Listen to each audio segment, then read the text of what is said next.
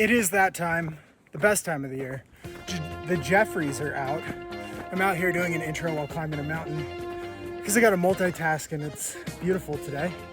But the Jeffries, these are the most prestigious awards out there given out by the Free Outside podcast because my name is Jeffrey.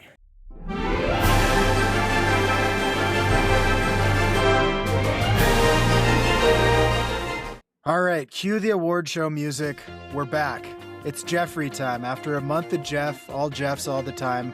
Now we're giving away the prestigious Jeffrey Awards. These are sitting on some of the biggest name mantles in the business. And Derrick Lytle is back. Do you have a speech to give before we start? No, man, I've been waiting almost 12 months for this, so let's get rolling. Yeah, we have so many awards. Just a little foreshadowing. We have Most Tragic FKT to give out. We have Walker of the Year. We have the Hayden Hawks Ultra Runner of the Year, obviously. And since that's always a West Coaster, we have to give out East Coaster of the Year just to remember that the Beast Coast is out there. And if you stick around till the end, Jeff of the Year, the biggest award in sports. So let's get this thing started with my favorite category because you can always see it coming. We have the most obvious new race director. There were a lot of new race directors this year and a lot of new events. So, and some returning, like forcing their way back into the category. Like Dylan Bowman, he added a race distance just so he could be nominated for this award again. He cares that much, dude. He does. Okay, so our nominees, we have Joe Corcione, who started some type of race in Arizona, obviously, because every year he's doing more stuff in Arizona. Look out, Jamil. We have Tim. He lives in Arizona, though, dude, so kind of makes sense. Well, he's like fighting Aravaipa for races, probably. That'll be my next documentary. Joe versus Aravaipa. Yeah, like race. Wait, no, we can't call it that. We running wars. Trail wars. Trail wars. They're like stealing each other's water from the aid stations and stuff, and it turns into like a really viral, what was that podcast, Serial or something? It's they're breaking down where they I don't remember. Is that like a real crime or true crime drama that like women listen to? Yep. Yeah, I'm not into that. Whatever. Okay. All right. We have Tim Tollefson. He what did he direct? Mammoth 200, dude. That's it. Yeah. Along with Hillary, though. We can't forget Hillary Yang was a part of that. Yeah. Yeah. So we have those two. I thought Sally was involved in that, but she only ran it ahead of time. Pretty much. I think that's what she did. she was like She got all the attention for Mammoth 200 for like the pre-race thing, and then she wasn't a race director. I didn't really follow. Yeah, she did the pre-run, but then didn't do the run. Nope. Yeah. So I wonder if she got a belt buckle for finishing that. I don't know. Probably just like some disease. Like what's it called when your kidneys fail? Rhabdo? She probably got rhabdo or something. I thought you were going to go the Giardia route, but same thing. Maybe Giardia. I don't know. Maybe the plague, because that's like apparent in the Sierra. Wow. Didn't know that. Okay. We have Dylan Bowman, who added 100K to the Big Alta. And he sold out with Gorge 100K to Nike ACG. So good for him. And then we have Carl Laniak, who's been slowly taking over Barkley from Laz. So that is a big nomination. That's a race you don't hear much about because it's secret. And then look who's back. Our boy Phineas here. Finn Melanson. He's taking over another race. Antelope Island Buffalo Run. Don't know much about it, but there's probably buffalo. Even though there's no buffalo in North America, they're actually bison. It's true. So, the American bison. Poorly named. And then I wrote in Dylan Bowman a second time, probably because he's larger than life. Okay. Let's break this down. What do we got? Yeah. So we got Joe Corcione. He has he's a 50K and 100K on the backside of Mount Lemmon, which is going to be sick, actually. That's a really cool area. Yeah. It's freaking rad because it's like part of the Arizona Trail, but you get to like start in the desert, and then if you do the 100K, you climb up, I think, to like Summer Haven, which is pretty sick. Like it's really cool, like going through like different environments. There's a ski resort And there. People don't know that. it's true. So one place in Arizona you can ski one time a year, probably. In jeans or shorts. Yeah, probably. And get chased by a javelina. It's the one place javelinas in Arizona can see snow. Yeah, exactly. And I actually had that idea for that same run, that same race, but I never put it together. So good job, Joe. Yeah, story of our lives. That's I think he's got to win the award. He's the guy. I don't know, dude. Like Antelope Island, like the Buffalo Run was actually my first ultra. Wow. Yeah. How many have you done since? Like 3. So it carries a lot of weight. Yeah, it's really big on my ultra sign up. It's like your marquee result. Pretty much. My first 50K and my fastest 50K. It's all downhill from there. And a 50K is like just barely more than a marathon anyway, so it's just barely an ultra. It's like not really an ultra. So, but it's on ultra sign up, so it counts. That's true. Very true. It's actually a pretty fun race, except there's bison that chase you, there's antelope all over the place, and it smells like throw up half the time because it's like in the Great Salt Lake. And there's just like bugs everywhere. The trails are super fun if you can just like hold your breath. So if you get low on salt, can you just like lick the ground? Pretty much. You just go down to the water and just start drinking it. Start licking the salt. Highly recommend. Yeah, it's really clean. Just go for it. All right. So the winner is, who should win this? I'll insert some really amazing music here. Okay, on the count of 3, we both name our winner. Okay. 1, 2, 3. Joe Corcione. Joe Corcione. Oh, nice. Everyday Ultra, you are taking home a Jeffrey. They're virtual awards because budget cuts, but still. So. We have less money than last year, so we need some sponsors. Joe, want a sponsor? So brought to you by, if insert sponsor name here. Okay. With the next one, this is my favorite award that we do because we just really get to talk about what happened this year and the more contentious things that happened this year. All of my podcasts about all of these topics have done quite well because people love true crime. And that's what this is. True crime of ultra running right here. Yeah. This one isn't even really ultra running, but I had to put them in here. Grand Slam track. So they started this competing track idea. I believe it was Michael Johnson who started this with billionaire investors.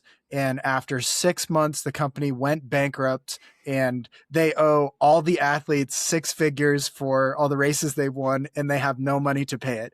And it's sort of just like, how did you lose all your money and more in 6 months? Like, what happened here? It seems very shady. Yeah. How can you be that rich and like suddenly not have any money? Like, it doesn't make any sense to me. Yeah, they filed Chapter 11 and all the Olympians and biggest athletes in the track space are owed like $250,000 each, and they just didn't pay them. Are they getting sued by that, or can you actually file for bankruptcy and like get around that? Because that just seems like they went into it with the intention of like, oh, we're going to pay you all this money, but we're also going to screw you over and not tell you. Yes, it seems very shady. Yeah.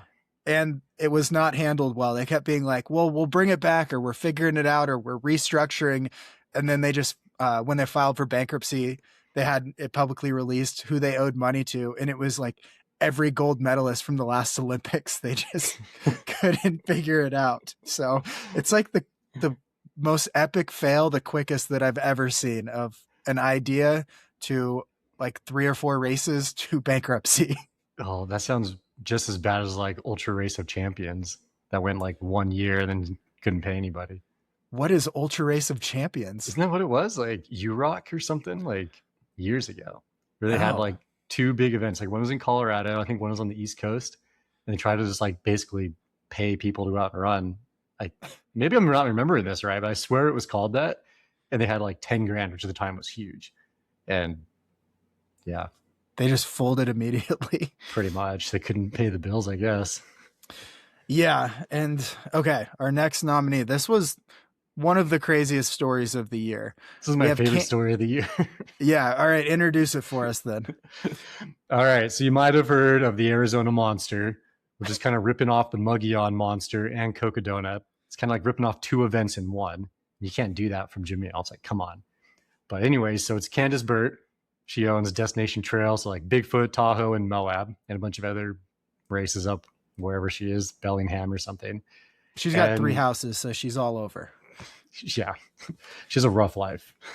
So in the middle of her terrible life of just making millions of dollars as a race director and investing in Bitcoin, apparently she hired some guy to do a live stream. I don't remember this guy's name. Maybe we shouldn't name him. Yeah, he was named enough. Yeah, he was all over her Instagram stories because they were just basically battling it out like an open air forum with their like petty business stuff about the live stream. And then he didn't go down and do the live stream, right? Like she promised a live stream. He bought gear apparently, but then didn't go and do it. It was like a soft agreement, and then the live stream wasn't going to happen. And then she posted his address on her social media.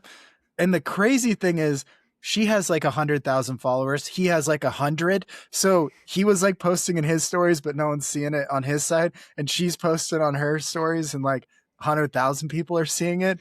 And it was just really bad. It was so shady. She was saying she reported him to the law enforcement, and yeah, we don't need to pick sides on who was right, but we just know this was handled poorly.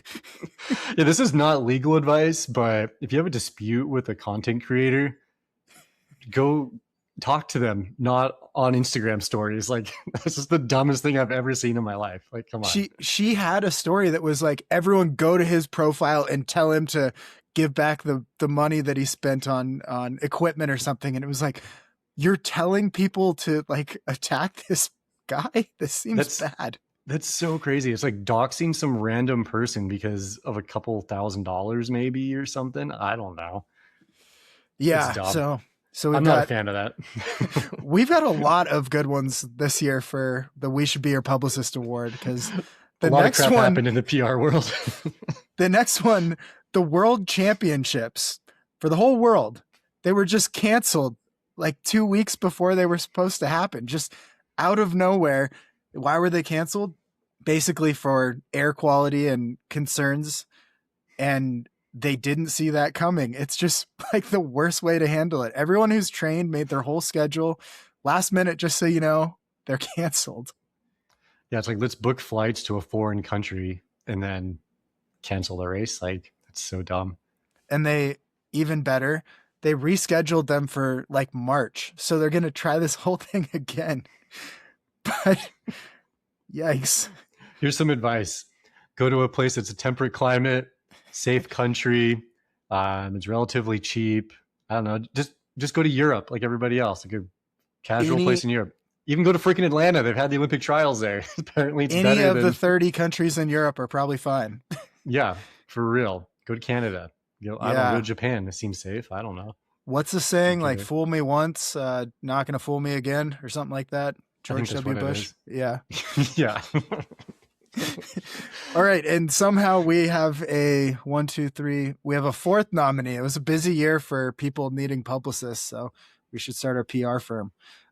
Black Canyon. So this was a crazy one because we saw this. We heard about this while we were out there. Live, we heard about this. All right. This one is just so dumb. Like, yeah, I don't know. Everything about this one is just dumb. Like, as dumb as can be. Everything is fine and it concluded the right way, but it just took a really weird route to getting to where it was going to go the whole time.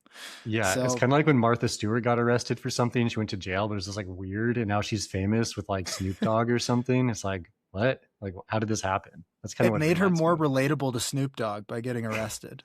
Good point. She's Time such in a prison. Gangster. Yeah. I'm sure her prison life was really hard.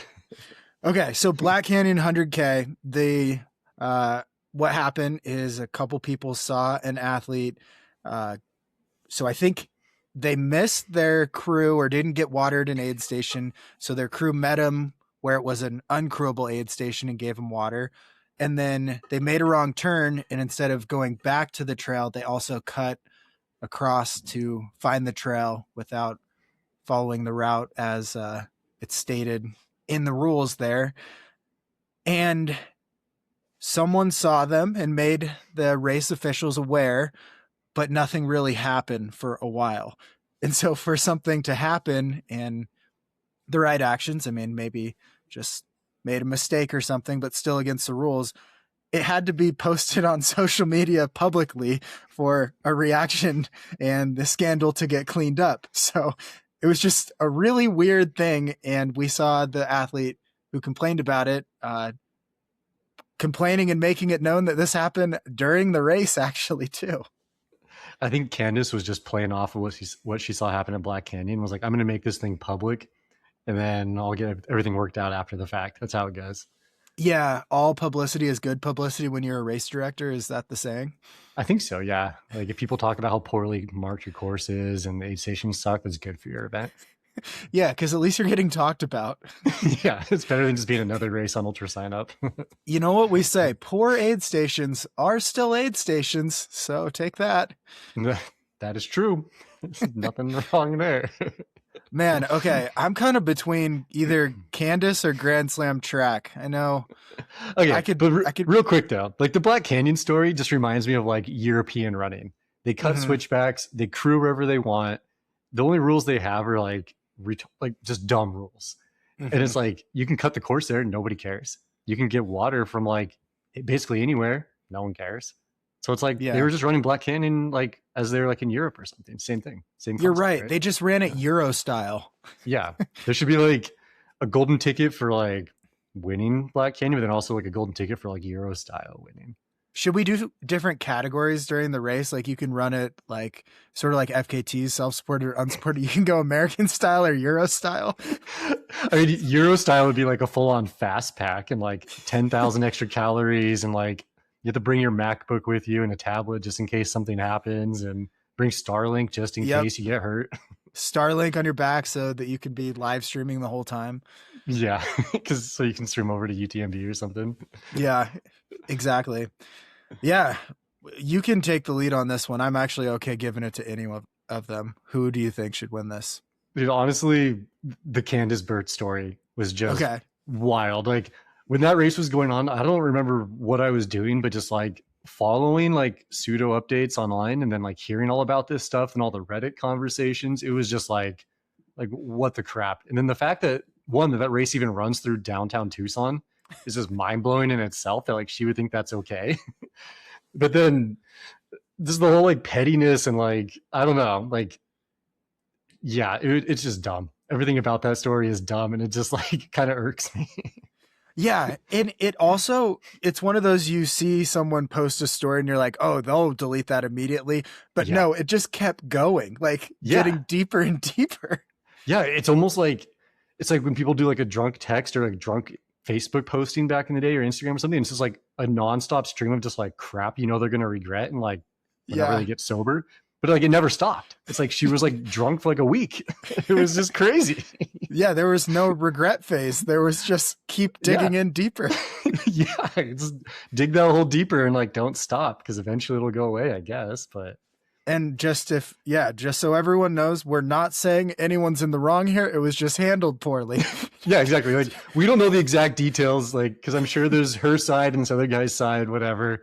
I've had weird like ultra running contracts or pseudo fake contracts before, but it's like just how it was handled was just so bad. It's just like PR 101. This could be a great example like for a college class of like, hey, don't do this. This is your case study. What did she do wrong? What did he do wrong? And then let's figure this out as a class. Yeah, it was two people like basically fighting in the comments with an audience of 50,000 people watching every time they posted. And it was like, why is this okay? It's almost like if I were like dating Taylor Swift and she has like 10 billion followers and she's like mega famous and I'm me. And she started just posting crap about me randomly on her story and everyone like dogpiled me. That's what it's like, basically. And you and your like 200 followers are like trying to fight back. Yeah. It's like full on like Sparta right now. It's like 300 versus all the millions or whatever. Yeah. So, we should be your publicist, but also it was pretty entertaining. So never change. I mean, if it happens again this year, I'll follow along. So it's all press is good press. I'm right there. Yeah. All right. We have to get sad now. This is the toughest award. We don't give out FKT of the year. We give out something better. We give out the most tragic FKT award. It's a brutal one, but we want to acknowledge those efforts that were almost records. So we have Becca Bergstrom, who had multiple PCT attempts, and we have John Kelly from the AT. We have Christian Morgan on the AT. We have Eric Halston, who just really crushes the first 2/3 of almost every FKT he does, and then tragic. That's why he's on the list. And then we have Krista Halston. Is that her last name? I need to make sure. I mean, they got married, right? I think so. Yeah, because they did that cool like that hot springs hike, which looked super sick. Like I was actually one of the few things I followed this year was that. It was so cool. Okay, they're married. Okay, we'll keep that in there. I just had a quick concern on if they had been married or not. Wow. Yeah, they got married and like hiked a bunch and they did some stuff in Europe and over here. Oh yeah, they did their whole Euro trip too. That was cool. They like hit every summit in every country or something. That was cool. Yep. Yeah. They do some fun stuff. Like, not tragic, just fun. Like that's cool. Yeah, they also do tragic stuff. They do so much stuff that some of it is tragic. Yeah. It's a numbers game. So yeah, exactly. So yeah, we had the PCT failure. I don't know if we had any records on the PCT this year. Quiet year over there. But the AT, that was really busy. We had John Kelly's was rough. He was so far ahead. Yeah, I don't feel bad for John Kelly though, because he's done like so much that I'm just kind of like, okay, it's okay. It's like when a professional athlete just kind of like doesn't finish a race, you're just like, okay, cool story, I guess. Yeah, that's what we've been saying about Hayden lately. Dude, he won Kodiak and podiumed at Thailand. That was pretty sick. He's coming back. Next year's our year. I'm all in 2026. Yeah, he'll be nominated again for the Hayden Hawks Ultra Runner of the Year next year, hopefully. Hopefully. Okay, so Christian Morgan, he failed at the AT for. Wait, how many times has he done the AT? Like I think it's 37? like seven or eight. It's pretty crazy. I wrote in his bio on here 128th failure on the AT, which seems a little high, but roughly. I don't know. Right? Like multiple attempts a year. I mean, it's so hard because it's not like he's just attempting it and quitting because he can't do it. Like he makes it so deep into it every single year. Like it's kind of brutal. What happens? Like why can he not complete it? He just like runs out of steam and like slowly falls behind by like the last 400 miles. It's so sad because he's way ahead through the hardest sections and then just slowly bleeds it back. You gotta pace yourself a bit, dude. Yeah, well, he starts out in first, so that's something. He can win the AT 1900 mile award. Isn't it like... Actually, John Kelly might win. That would be a good race. We should check out the data, see who's gotten to like the border of Georgia the fastest or something. Yeah, the 2,000 mile race. Pick which 200 miles you don't want to do. That's like winning the Western States 100K. Yeah, David says he won that somehow, even though he wasn't in first when he got there. Yeah, he still wasn't even in first. Yeah, I don't understand that, but oh well. We'll hear about David later, I think. So we have Eric, who quit the Washington PCT record doing like 70 miles a day. So much. Yeah. And then we have Krista. I didn't even realize we had a couple on here when we nominated people, but she set the fastest time for the double Tahoe Rim Trail. So she did the whole thing, which was like 60 miles a day, but it wasn't recognized. And I don't know anything beyond that. That's just like mind blowing to me. Like, cause what does it end up being? Like 200 miles? Cause she did the TRT twice. Like 300. Yeah. Yeah. And then like, why doesn't she get an FKT? Like there has to be, there's so many like rules in FKTs where you can fit into one of them, right? Like one of the categories. That's what, I don't know. I'm going to have to talk to Allison about this one, but yeah, I don't know anything about it. I wish I knew more. Like I tried to find some stuff, but I couldn't find anything. I guess I could just ask Eric and Krista, but yeah, we could ask the people involved. Let me phone a friend right now. It's going to be Krista. Well, the fact that I want to know more about that, I kind of want that one to win so we can know the answer. I think Krista wins because like that sucks. It's like she did it. It was It's not recognized. She made it the furthest in her FKT because she did it. All the rest didn't complete it. She completed it. It's almost like when Raj ran Jackpot 100 and set like a 100-mile world record, but he did it in illegal shoes. Yep. But Krista actually did it legally and doesn't get recognized. And he's still like, I don't know, has those shoes and like whatever. But yeah, that is one of the craziest stories too. Like a pro athlete for Hoka in a sanctioned event wears the wrong shoes. Like, yeah, that's mind blowing to me. Like you're looking at the pair of shoes you're going to put on in the morning and it's like, oops, grabbed the wrong ones. Dang it. I flew all the way to Vegas and brought the wrong shoes. I guess I'll just wear them anyways and burn myself out. Cause he ran fast still. Like it was sub 12-hour 100-miler. So fast.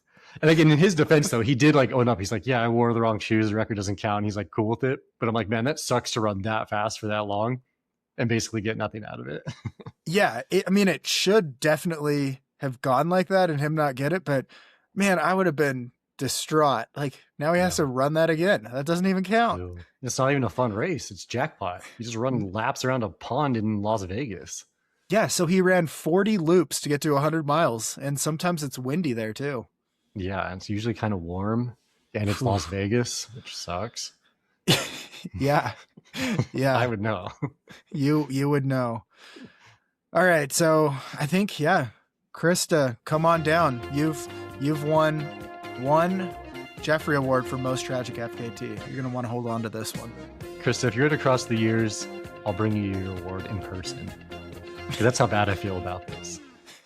Yeah, we got to get some answers. Check back in at a later episode and maybe I'll investigate this. Jeff Garmire finds out. I'll do an interview with her as we're running laps in Peoria. No, okay, you do an interview with her and then I'll interview you on the show. So you tell me secondhand what happened. We got to do it live while I'm racing. Okay. Yeah. You'll call in live and I'll release it immediately. It'll sound really good. Like when you did, what's his name during the Chipotle challenge and like. Oh yeah. Kevin and Jamil. Yeah. I've never had to do more editing in my life to get those to even sound good. Cause it was, we'll get to the Chipotle challenge, but it was on like the loudest street and having the idea to do a podcast with these guys while running was just terrible. It was a good idea. It's just, yeah, like most people normally can't do good audio. Then you throw in, we're running laps around Chipotle or whatever in downtown Phoenix. It's going to sound like garbage. And they both were doing speakerphone on their phone. So the worst possible audio. That's so bad. Like, at least get some AirPods or something, guys. Like, come on. Yeah. I thought Jamil knew stuff about like making videos and things, but maybe not. He was saving the good content for himself. That's true. Yeah. He just gave you the scraps. Exactly. Yeah. I'll give him really bad audio so that it sounds better when they have to watch my live update that I'm editing every night. Oh, dude. While racing or whatever you want to call it. Yeah. Speaking of that, I want a Chipotle burrito. Jamil owes us one, I think. Jamil does? Or Kevin, I don't know. Kevin gave me one. He paid up. Oh, dude, I'm jealous. I'll think I'll buy my own. I'll buy my award. You might end up with one. Yeah, our awards are just brought to you by Chipotle, and they're just burritos that say your award on them. If Big Chipotle is listening, yeah. I mean, maybe that'd be sick. We're really cheap. It's better than some like NFT that we're just gonna send somebody in an email or something. Wow, I forgot about NFTs. I know, it's weird, huh? Remember, all our awards are NFTs. Yeah. If you want to support the Jeffries, purchase an award that's digital. Yeah, if you don't want to do Patreon, just consider buying an NFT. So dumb. I have like trading cards from all the guests that have been on, and they're NFTs that people can buy. Not a bad idea. That'd be kind of cool, actually. Man, that's probably how I would own 3 houses. Dude, my if you had exactly. There you go. Okay, we gotta squeeze in about 39 more awards. We're on to one of the most prestigious awards. We have Walker of the Year. In a sport that's called ultra running, there is a surprising amount of walking, and since we include any sport that has ever heard of a trail, we threw in some true walkers. So yeah, you want to start us off with these nominations? Yeah, we got Coming back for the second year in a row, AJW at the Cocodona 250. Yeah, last year he was nominated for Javelin 100, so he moved up in distance and doubled that and some. Yeah, we do a lot of math on the show. Yeah. I was a journalism major. We don't do math. So no, he did more than double, I think. 100 to 250. Did he finish Cocodona? Yeah, he did. Dang, he's a walker for sure. Definitely. Good for him. He walked. Got some walking in. Yeah. And then we have Matt Johnson, who's back. He was nominated. He won. Didn't he win? He won the Derrick Lytle Award? Yeah, I'm cracking one open for Matt. Wow. Is that a Zin? It's actually not. It's the superior nicotine alternative. I think Matt's actually been like pimping it out on his Instagram. I tried it and it was like kind of okay. Okay, he's a real influencer then if he's got you there. He's your boy. Dude, yeah. I should hit him up. Yeah, you need to deliver his award. Yeah, in person. Maybe I'll walk to Texas. Make a video of you walking his award down to him. From Utah to Texas. This is how much I care. Yeah, that'd be amazing. Nothing happens from now until Black Canyon, so you have about a month. I could walk to Texas in a month, maybe. Yeah, I don't know how far it is. Maybe I'll ride my bike. It'd be faster. Yeah, it's all downhill too. That's true. I can just fly home. Well, yeah, I think you'll just move in with Matt once you give him an award. First, live Austin or something. I probably get like murdered on my way there. Doesn't everyone live in Austin who's a running influencer? I think you have to. I think Austin is like the influencer capital of the world. It's like crazy. I know Matt Choi is there. Jeremy, whatever is there. Yeah, Jeremy guy. Yeah, Matt Johnson's there. Oh, Zach's there. Yeah, he's actually legit though. Yeah, there's so many influencers in Austin that Zach Bitter is known as a runner.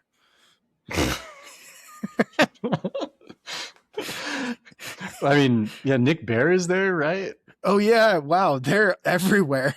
There's so many. If we're being real though, maybe I'll save this one for the next one. It's about a guy that lives in Austin.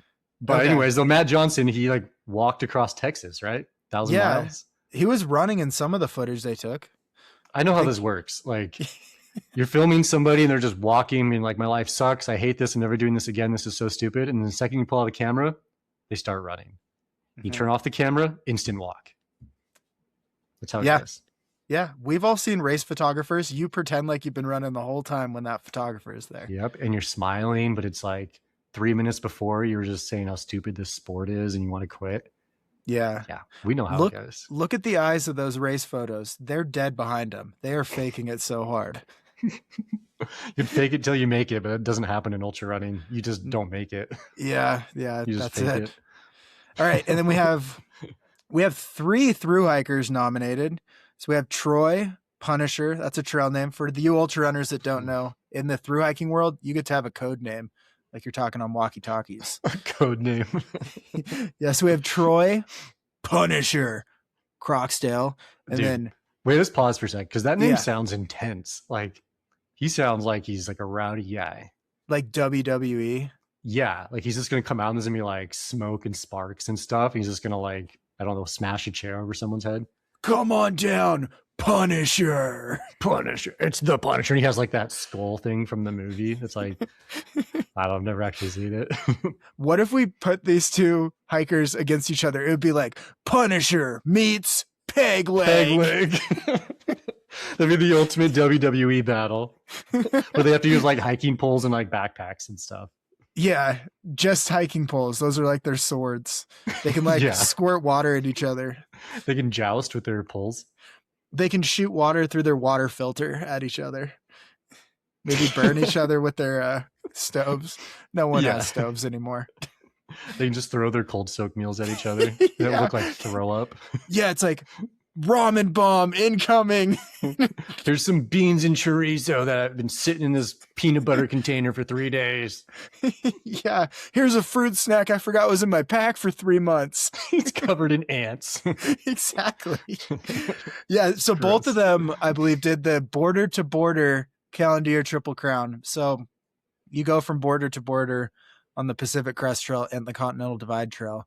But for the Appalachian Trail, It starts at Key West, the tip of Florida, the tip of Florida, and then they go all the way to the border, covering the Florida Trail.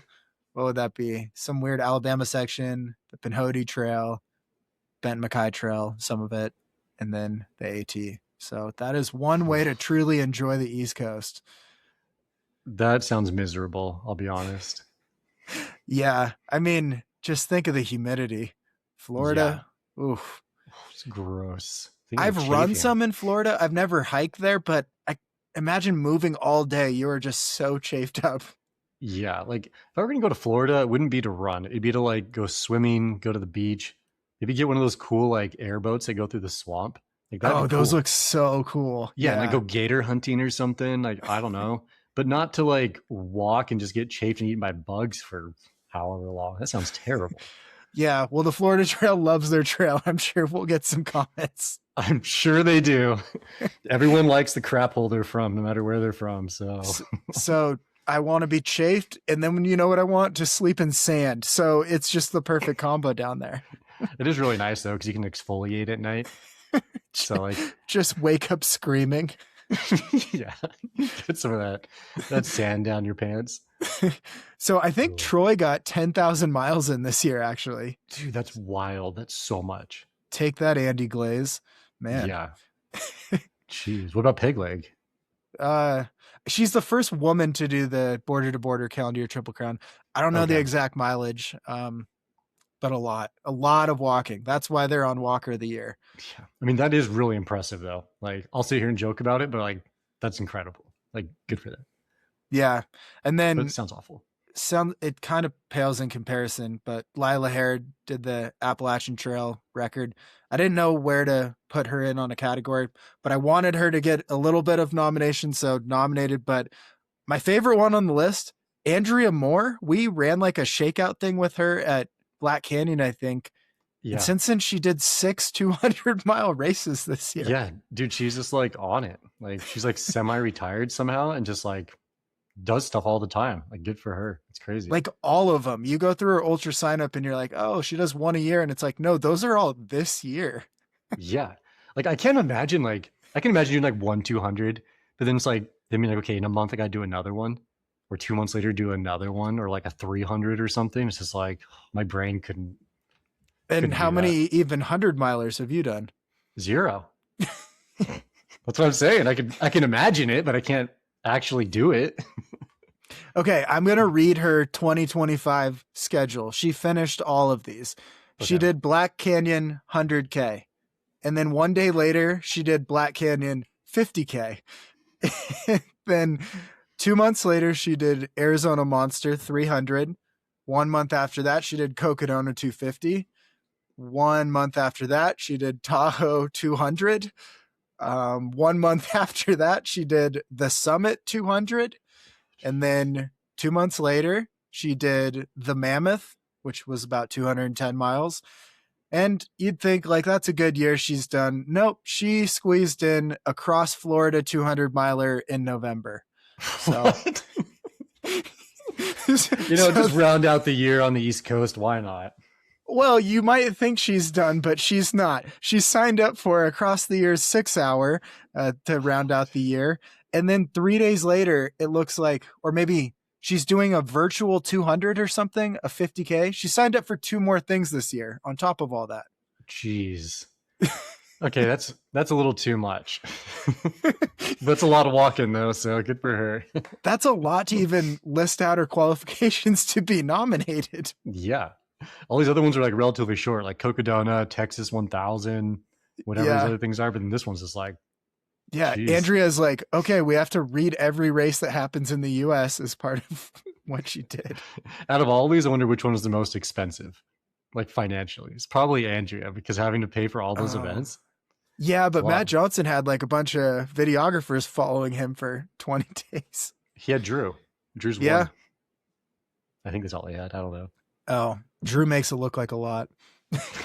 Drew hustles. It's actually, it's got to be Andrea, because if you're like 2,000 immediately for every 200, that's $12,000 without any gels, without any travel, without any lodging. Yeah, she did. Yeah, because that's more miles than Texas too. Yeah, way more. She did. Yeah. Take that, Matt. Yeah. Yeah, come on, Matt. Grow up. Wow, I kind of want to give her the award. Her ultra sign up is crazy.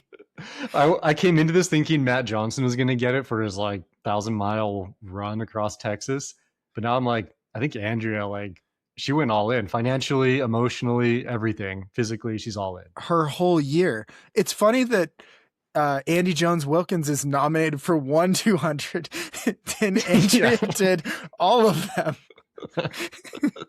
Yeah, come on, AJW, step it up. Yeah.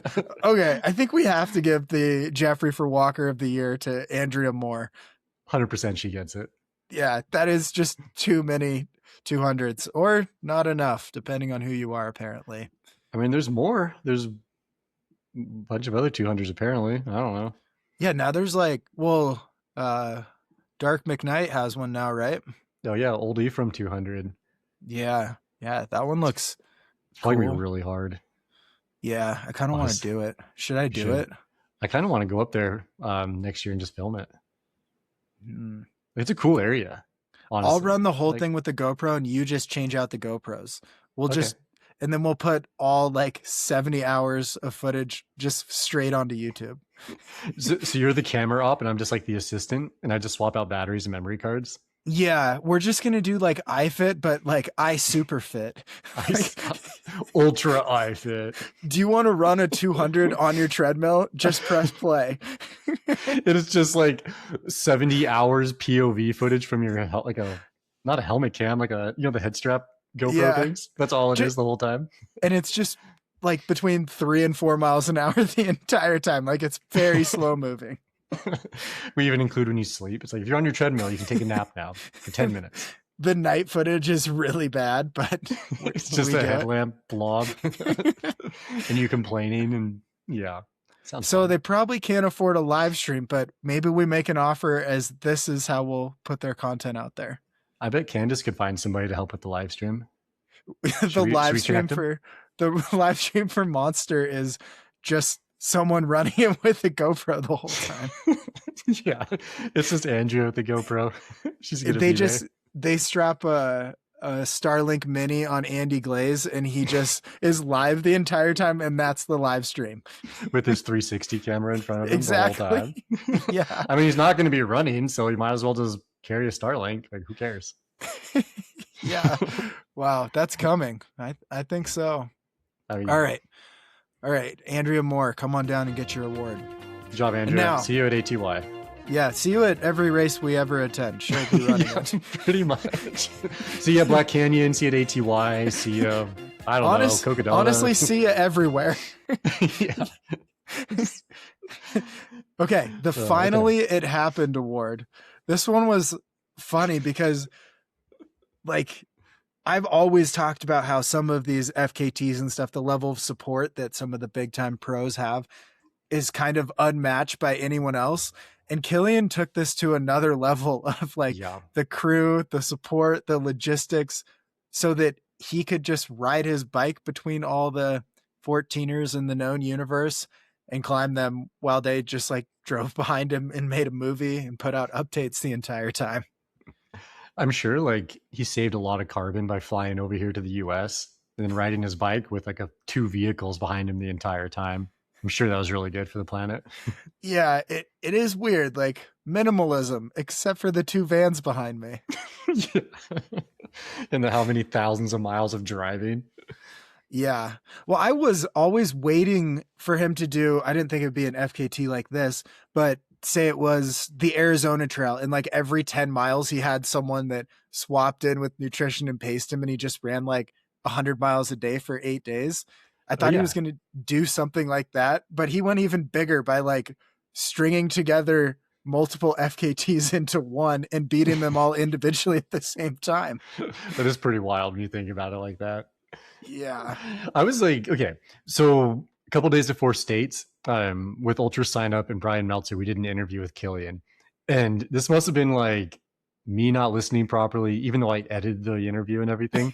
I thought he said he was doing it self-supported, and I was like, dude, that's going to be a sick adventure. Like you hit all the 14ers, go to California and wherever, and you're doing all by bike solo. Like that's super cool. And then it's like day one, it's like, oh no, like it's still really cool, but It I was was kind of let down. self-powered, not self-supported. Yeah, I guess there's a difference there. Yeah, human powered or whatever it was. Yeah, he's nominated later on, but it was weird that he reached out to ask which one he should do when obviously this one had to be completely planned when he was asking for suggestions. Yeah, you don't just like throw this together last minute. You're like, oh, hey, I just ran Western States. Maybe I'll hang out in the US and then put together this route and everything. It's like, no, it doesn't really happen like that. Yeah, we'll talk more about that later, I think, in an award. Yeah. And so we have Francois finally lost an FKT, or as Joey Camps would say, the Frenchies finally lost one. So basically, so David Hedges set the record on Nolan's 14 2 or 3 years ago, and then Francois came over and just like brute forced it and beat it. And then just like a few weeks later, David Hedges rolled out of bed, went out there and took back his FKT, which is pretty awesome. But did Francois do it Euro style and did David do it American style? We'll have to check the tape. Roll that tape. Let's check this out. Well, Nolan's 14 is basically Euro style because you just need to connect the peaks and the route is so specific. But that was pretty cool to see one, see the America gets one there, taking it back. Because we got our butts spanked at Hard Rock. Might as well take one back. Yeah, exactly. Okay, and our next nominee for the Finally It Happened, Jeffrey, is Ryan Montgomery's Golden Ticket Chase. So he flew all over the world. Like, it was incredible and kind of storybook ending. So he started at Black Canyon 100K, didn't get a golden ticket, didn't have a great race. Then Tarawera 100K, decent race, but didn't get a golden ticket. Nice didn't get a golden ticket because Jim, Killian, and who was the other one? What's his name? Vincent. Yeah.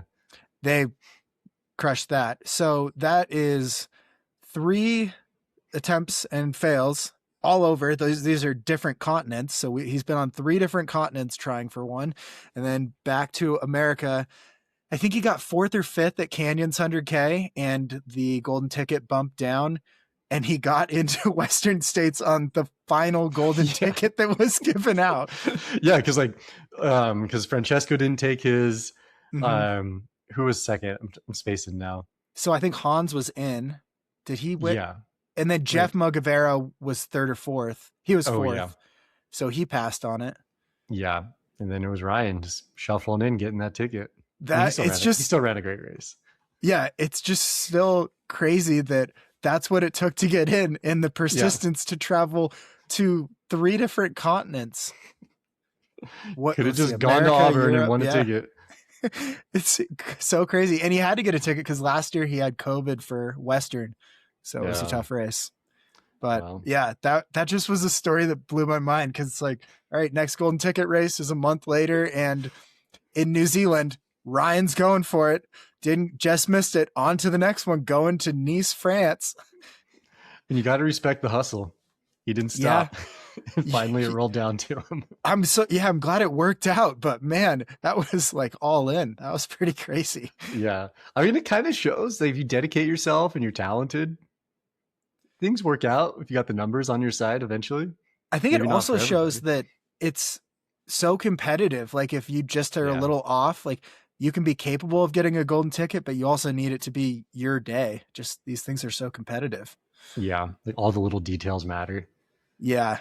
And then we don't even need to talk about it, but Salt Lake City finally wins a Western States trophy, brings a Cougar. I don't think any Salt Lake people have won before. Oh, yeah. Like a lot of people from Salt Lake have ran states and done well, but no one's won as far as I remember.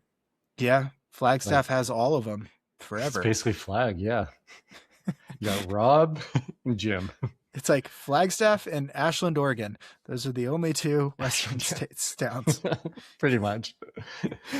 I think Flagstaff is the true endurance capital of the world. It's like Auburn just kind of like named themselves that, but it's like giving yourself a trail name. You can't do that. Someone has to give it to you. We're so American. We're like, the American city that's known for it has got to be the biggest one in the whole world. It's not like a town in Ethiopia where like probably they're all way better. Yeah. They're all like, no, I don't know, whatever. They couldn't even run at Flagstaff High School. Exactly. Yeah. All right. Who should we give this award to? The Finally It Happened award. Dude, I think Ryan should get it because that's a lot of dedication and putting all that time in there. And I don't know, it was a competitive field at Canyon, so. Totally. Yeah, I'm with you. It's sort of like it would have been crazy to have like a series where he keeps chasing it and then like you'd stick around on it because he almost got it every single time and then just call it the never ending story. Yeah, like where in the world is Ryan Montgomery? Just wait till he gets COVID next June. Oh man, you're gonna have to do this all over again because he was gonna run Javelina too, but he was hurt for that, so it's kind of crazy. He would have had like every golden ticket possible that he went after. Every single one. Besides, I'm glad it worked out. That's how we made it on the list. But man, that's brutal. That's so much in air travel. That's just a lot of racing. That's like Andrea Moore level of spending. Yeah, if not more, because she stayed in the U.S. He went like international. Yeah, like, that's a big deal. Halfway around the world and back, man. All to get a golden ticket in Auburn. Yep. All right, we have a new award this year. I put it on here. The Jeffrey for fastest camera operator. Do you want to talk about the nominees? So there's 4 people nominated. One would be Jacob Banta. He used to live in Truckee. Now he moved to like Marin or somewhere, California. I don't remember where. There's not a Buc-ee's there for the record. One listener will get that joke. And that'd be Jacob Banta. Drew Darby from Austin, Texas. I learned recently that he was homeschooled. Oh, wow. But he lives in Austin. He's an influencer filmmaker. That's what I would classify him as. Sorry, Drew. It's true. Well, he films influencers. He's a filmmaker for influencers. That's what he does. Let's be real. Yeah. And then we got myself, yours truly. Never ran a 100-miler before, but that's okay. How quick are you? How quick are you? Sell yourself here. It sounds like you're fast. Fast, dude. I mean, when Jacob and I were filming at Kodiak this year, he was like, I was listening to a podcast and your name came up and I was like, well, Derek must be fast. And I was like, it's not true. I'm not fast. And he couldn't believe it. So I think like I am fast. Sneaky fast. Sneaky. I'm fast when it matters. But 9.99 times out of 10, it doesn't matter. And I can't pull it together. Okay. So yeah. Then we have good old Jeff Peltier in Canada, international nominee here. Yeah. Get our global audience going. I mean, he's fast with a camera. Yeah. He wasn't so fast at Badwater this year, but sometimes he's pretty fast. You know, you got to give him credit for that, though. Like going from Vancouver, BC to Badwater, it's like, come on, you can't train for that effectively. No amount of sauna sessions is going to prepare you for Badwater, even a cool year at Badwater when you live in. Even in Badwater is uphill, like the whole way. Yeah. People think it's flat. It's like, no, there's so much climbing and it's 1 billion degrees. Then you have that stupid climb up to Mount Whitney Portal at the end. Yeah, you start in the negatives. You are below 0 feet, and then you have to go into the 8,000s, I think. Yeah, it's friggin' hot. And it's brutal. Yeah. So, but that said, though, Jeff never forgets to film while he's running. Moab 240, for example, racing the Jesse to the finish, still had a camera out. Yep. That's why he lost. Exactly. Then we have Matt S. I'm assuming that's Matt Shapiro. Yeah. Yep. I don't think he's so quick anymore because he did Mammoth, so I think he's slowing down. Yeah, I think he's a has-been now. Like once you start doing 200s, you're kind of just like phased out, just hanging on for dear life. Yeah, just trying to stay relevant. But I don't know. Like his ex-girlfriend was really fast, and so I think he was faster then. But now he's slow because he's not with her anymore. It's a good point. Yeah. So I think if we had all you guys race with your camera setup, there's a clear winner here, I think. Okay. No, there's 2 categories here. Remember how we had Euro style and American style? Yeah. There's cam ops carrying a camera and then cam ops without a camera. These are the 2 categories within this award. Wow. Okay, we've lost all our listeners. Go on. So the straight up fastest out of 5 of us here is Jacob Banta, hands down. Like, he's actually a good runner. Like, he won Lake Sonoma 50 marathon something this year. 50 marathon. Yep. I don't know, 50. I don't remember if you're on the 50 or the marathon or something he won, or 50K. I think he set a course record, actually. He ran either the marathon, a 50K, or a 50 miler. He ran one of them. He ran something and won, which is a big deal. He's won a race before. Yeah, so which is something that I don't think anyone else on this list can claim. I don't think. He also, I think, podiumed at Desert Rats 50K. He was up there. He did good at. Didn't he run Tarawera too? Oh yeah, I think so. He did well. Like, not like golden ticket well, but he did good. Like top 10. And he's like actually like, oh, I could win a golden ticket at some point in my life, probably. It's like, okay, cool. Like, that's not going to happen for me. Like, I'll admit it. Unless they like, I don't know. It's not going to happen. Okay. But then Drew Darby might be the fastest only when he's carrying a camera. Because I don't think he's that fast. But when you put like his FX6 in his hand, his big old camera, and a still camera, I think he's the fastest. Wow. I did not see that coming. Wow. Yeah. We're going to have to. All right, patreon.com/freeoutside, because we have to afford another award. Derrick has chosen to give out 2 awards in one of our categories, so help us afford this. I really think after Western States next year, after Golden Hour, between that and the awards, we do a mile. No, we'll do like a 10-miler, a 10-mile run on the track to see who's the fastest. I think it's 1 miler, and you have like a soccer announcer, like Energy, announcing it too. Even better. I think you guys have to run with your camera too. That would be the best part. Okay. Whatever camera setup we used most often during states, we have to bring with us and run that lap or the mile with it. That would be so funny. We'll get all the Hoka guys that don't really run that film out there. The Adidas guys, I don't think they really run, but they have big camera setups. And then we'll bring like Matt Trappy potentially too. He used to be a big deal if people are new to ultra running. He still does a lot of stuff. Substack. Yeah, he's a big Substacker. We get Andy Glaze because he has a camera. Yep. Wow. And I'm thinking like a mass start, like 100 media people start at the same time. Yeah, and it's just everybody. Like chaos. Everyone in this media, Billy Yang, maybe Dylan Bowman. He's just an announcer guy. Corinne. They have to run with their microphones and the cord. And the mixer. Yeah, holding it while they're running. The live stream guys have to run with their stupid packs and all this crap on there. Wow, this is a hilarious idea. This is the media event. Donate to Jeff's Patreon if you want to see this happen next year. We'll get everybody to sign up. It'll be a freaking blast. Because after 2 days of no sleep in the sun and then doing this race, it'll show who's the man among men. And we got to do like a cash prize, like more than you get for winning Western States, you can get for covering Western. Because you have a $5 gift card because you don't get anything for winning Western States. Exactly. You have to like have a media pass. You have to be like verified. Yeah. And then you can get into the race. That's all it takes. And the winner takes home however much this Patreon grows to.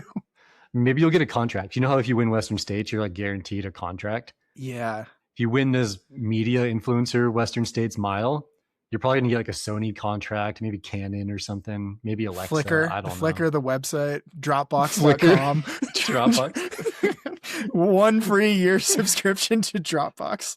I mean, I'd take it. Dropbox Professional or something. Save me like the middle one. Yeah.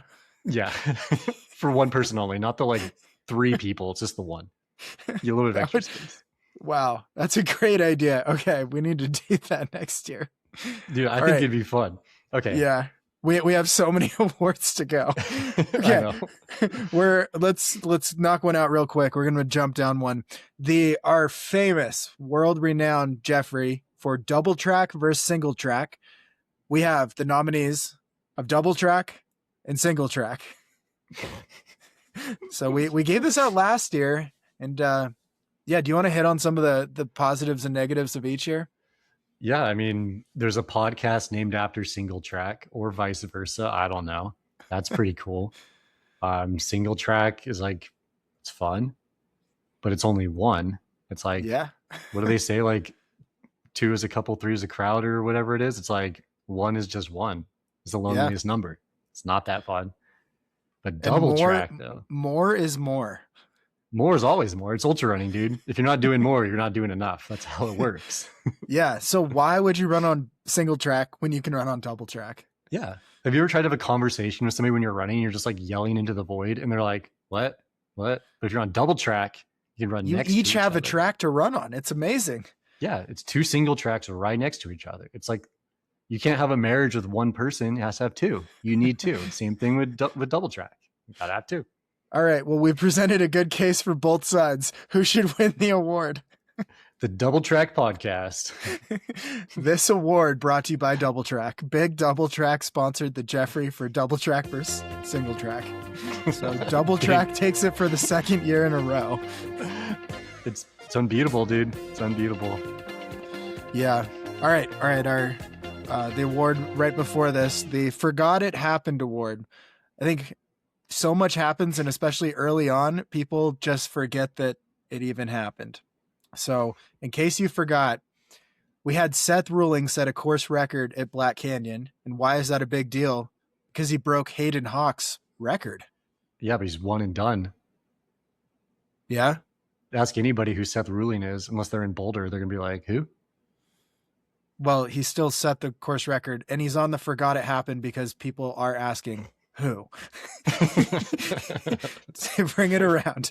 And then if you forgot it happened, the Chipotle Showdown, where Jamil Curry and Kevin Russ ran back in front of, on this back and forth out front of a Chipotle in Tempe, Arizona for 30 days. And they were doing it like 20 hours a day of running back and forth on the same 0.1 mile segment. Brutal. How much did they commit?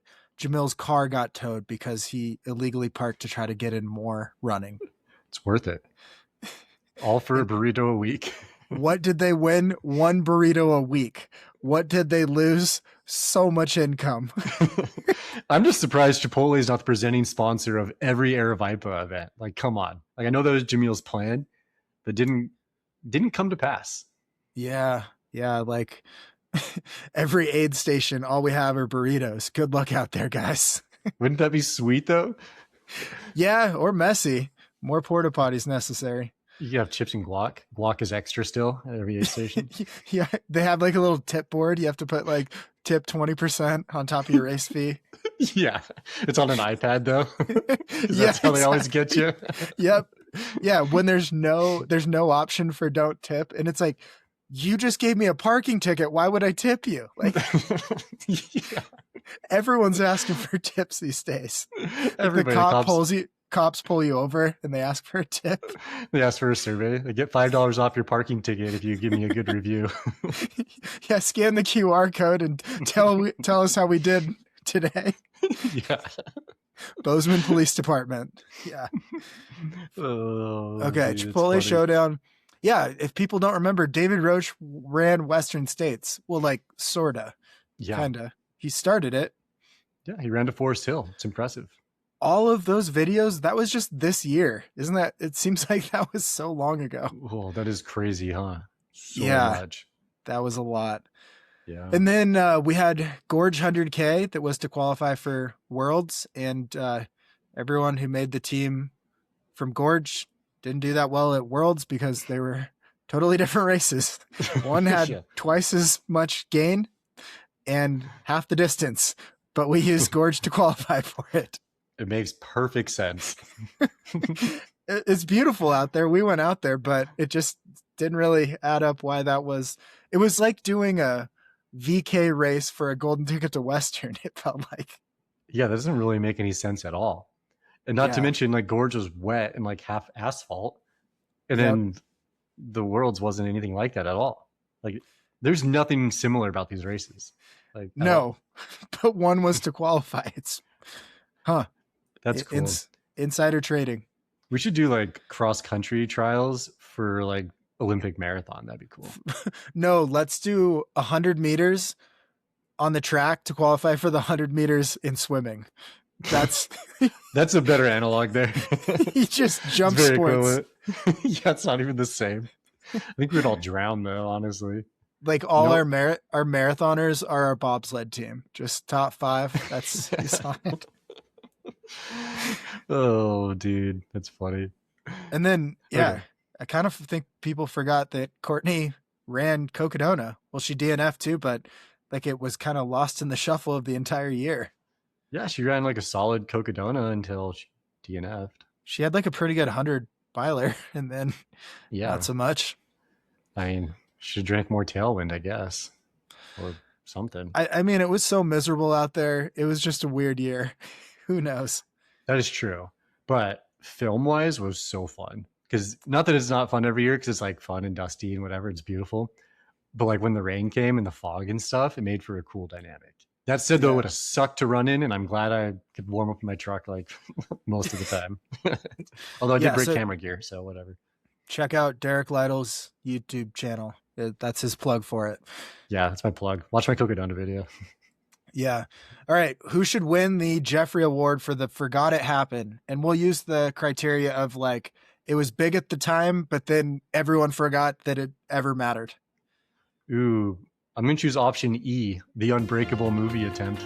That didn't happen. It was an attempt, no more. Yep. I can't. That's all it was. I forgot about that, and that's why it wins. Yeah. It was a good idea to rip off JB's film from forever ago when there was no running media, but didn't pan out. Sorry, guys. They did like a trailer and they announced who was going to be in it. And then all of those people got hurt. And then it was like, we're not doing the movie because they were breakable this year. Like, broken. They were broken. That should be the name of the movie. Just do the movie, but it's just called Broken. Watch Western States live stream at home. Do you think Dylan Bowman was going to bed being like, having nightmares about how he couldn't call his movie Unbreakable because they were all broken? And he's like, I just can't do it. He like wakes up at like 3 a.m., chugs a Red Bull, and he's like, oh, they're breakable. Yeah, breakable. I can't do it. Can't do it. Sorry, dude. Sorry. You're not JB Benna. Can't beat that. Yeah, that was so weird. That was just, it felt like it was only around for like a week or two, and then suddenly it was not a thing anymore. Yeah, it sounds like most ultra runners though. They're around for like a week or two, get known, and then they're gone. You never know what happens to them. Sail off into the sunset on a pile of cash. That's what you get in this sport. All of that money from winning Western States, dude. Definitely. Okay. Congratulations to Unbreakable. Award is in the mail. All right. The Who Is That Award. We have Will Murray, who won 2 golden tickets this year and didn't get to run Western States, which is a really crazy ratio if you think about it. He accepted 2 golden tickets and 0 Western States starts. That's pretty funny. So I don't think we had him on the podcast twice this year, so people should know who is that, but we were calling him Bill Murray's kid because we didn't know who Will Murray was for Black Canyon. So he did truly come out of nowhere this year. Oh, he totally did. Nobody had him on their radar at Black Canyon. Everyone's just like, who is this guy? Yeah. And he crushed it. Yep. And then almost crushed Seth. Almost. He got a golden ticket and then got hurt for Western and then had to re-win his way back in, which is so sad about Western States. If you don't even attempt it, you still have to win your way back in. Oh, yeah. I mean, he ran a great race at Javelina. Yep. Beat old course David. Record. Yeah, he ran fast. Beat David Roche. Yeah. Old Roche. And then our next nominee, we have Sarah Perry, who set a record or something. She ran 395 miles of big backyard style laps. Which sounds awful. If you're keeping track at home, is running every hour for 4 days. So it sounds pretty miserable. And you know what sucks even more is like you could put up a lineup of like women in front of me and be like, pick Sarah Perry, and I'd be like, I don't know, that one. I have no clue what she looks like or who she is at all. Know nothing about her. I mean, that's the same thing with our next nominee of the Tunnel Hill 100-mile world record from Katrina Jennings is they didn't cover any of this well at all. So it sort of just got swept under the rug despite 2 world records and 1 American record at Tunnel Hill. Yet there was like no live stream or anything. There's nothing. I remember seeing like an Instagram story and I was like, who's that? Then I haven't thought about it since. Wow. Yeah. I know. No. I'm sorry. I feel bad because like what they did is impressive. Like what Sarah did in like, how do you say her name? Catriona? Sure. Yeah, I think so. It's like freaking incredible. Like that's so cool. But it's like, sorry, I don't know who you are. No one's. I've never even been. I don't even know where Tunnel Hill is. I just know it's like a flat trail. Yeah, there's been discussions between Jamil and them about a live stream, but I think the numbers didn't match up for what someone charges versus someone could afford to pay. I mean, I heard Candace has some references. Hit him up. You can do a live stream pretty cheap. The crazy thing about that story is when you heard like it wasn't a lot of money dedicated to putting on a live stream of a 300 miler. Not at all. Like considering like that terrain out there, how much driving that is, and then like 300 miles, like that's so far in so many days. Like it's wild. Like 4 days of live streaming. Yeah, it's so much work. Yeah, I mean, I would have done it for $100 a day. That's such a bad deal. It's a bad deal for Candace. Yeah, keep telling yourself that. $50 a day, I'll do it. I just work every few minutes. I'm just like, man, I just wanted to run down here, just whatever. No. Yeah. All right. Who should win our Jeffrey for the Who Is That award? I think Sarah Perry, because I at least saw a picture, like a story of Jennings when she did her Tunnel Hill thing, which is cool. But I have no clue what Sarah Perry looks like. Hair color, eye color, height. I don't know what shoes she's wearing, anything. Nothing. We did no research for this show, obviously. Okay. Have you ever like listened to like a podcast and you kind of like imagine what they look like in your head and then you see them and you're just like, Who is this person? You like kind of put the face to the voice or whatever. I'm going to look up Sarah Perry right now. And in my head, I'm imagining like she has short, like brown hair, like brunette, dark eyes. She's like 5'5" and probably like 120 pounds or something. And I imagine she's wearing like...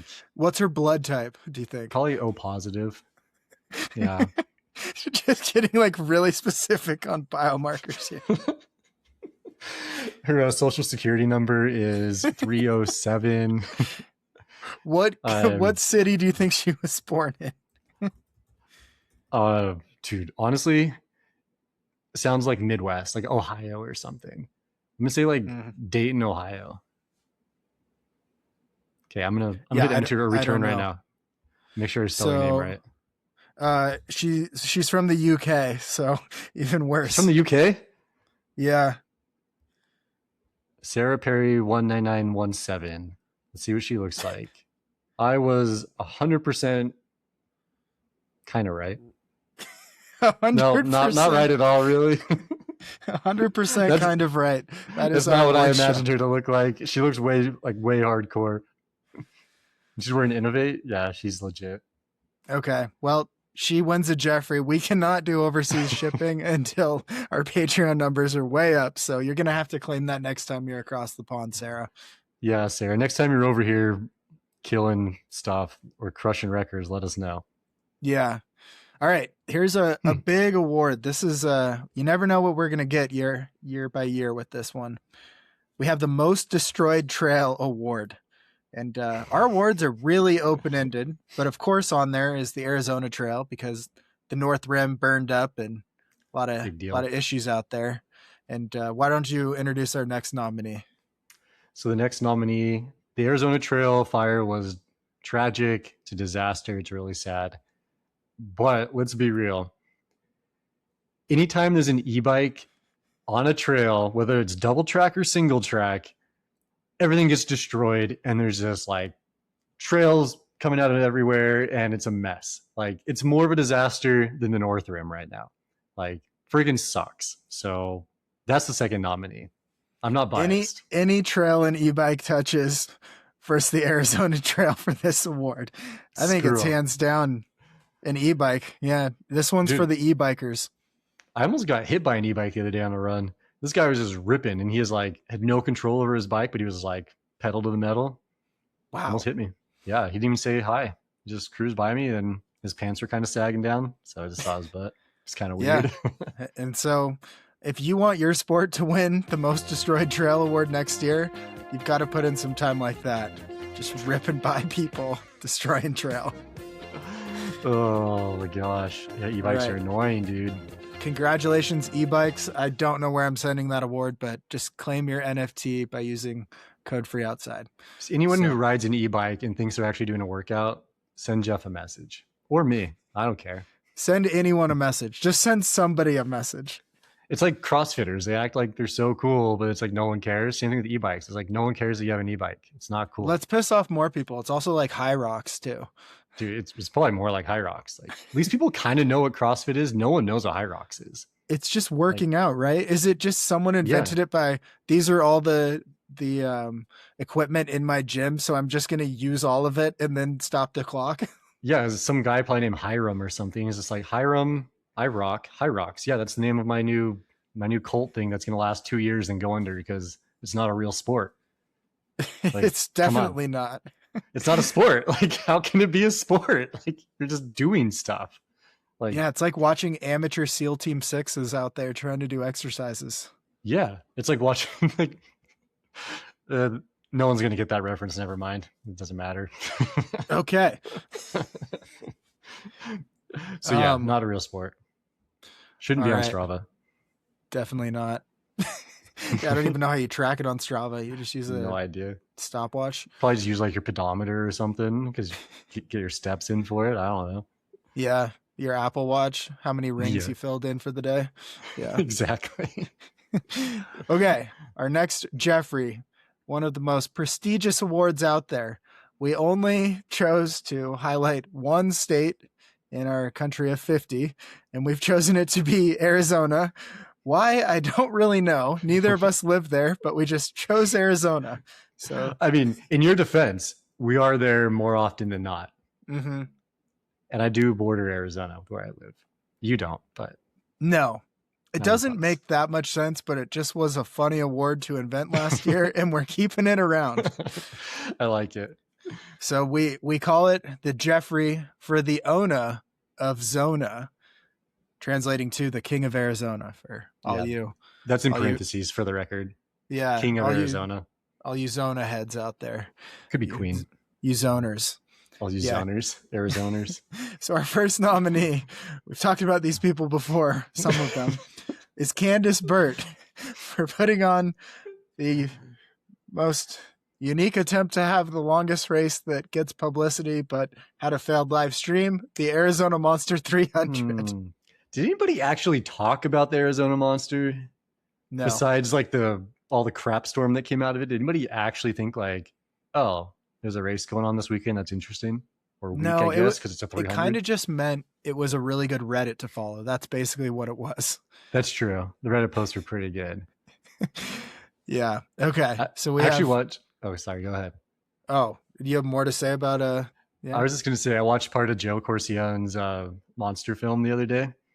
And I watched the worst part when he was running on the loop path through Tucson, which is just like the ghettoest ghetto of all places. And that's where he's running. I think he laid down on a bench and I was like, no, you don't touch things there. Yeah. You've got to make it through there without stopping. Yeah. That's like the no crew zone. It's like the no stop zone, like avalanche zone, like stay away. Yeah. It's bad. Yeah. Get through there as quick as you can. Yeah. All right. We have Jamil Curry for just owning every race in Arizona except for Joe Corcione's new race. So Jamil is self-explanatory. On the side, he also decides to do all of his training for the whole year in January and then not run the rest of the year. And then run Western States and Hard Rock. After he thought that he could do over 1,000 miles of training in January and just be good for the rest of the year. Dude, it's like riding a bike. It all comes back really fast. Build that base and hang on. That was his method. Next, we have Abby Hall, who won Western States. If you guys impressive. don't know, yeah, it's a good race to win. If you're gonna win one, that's a good choice. I know if you have to choose, you might as well choose Western States. Yeah, definitely up there. And then we have Jimbo Walmsley. I don't know why. I guess he did Jim Walmsley things again. Won some races. He's kind of like half flag, half Europe, though. Yeah. Oh, well, I guess I'll let people in. I just nominated some people so we can say their names and get better SEO. So, like, Jim's not winning this, but I mean, Jim also, Walmsley is not winning this. yeah, Walmsley. Donald Trump will not be winning this award. Donald Trump will not be handing out any pardons here. Yeah, spoiler alert. We might need one by the end of this.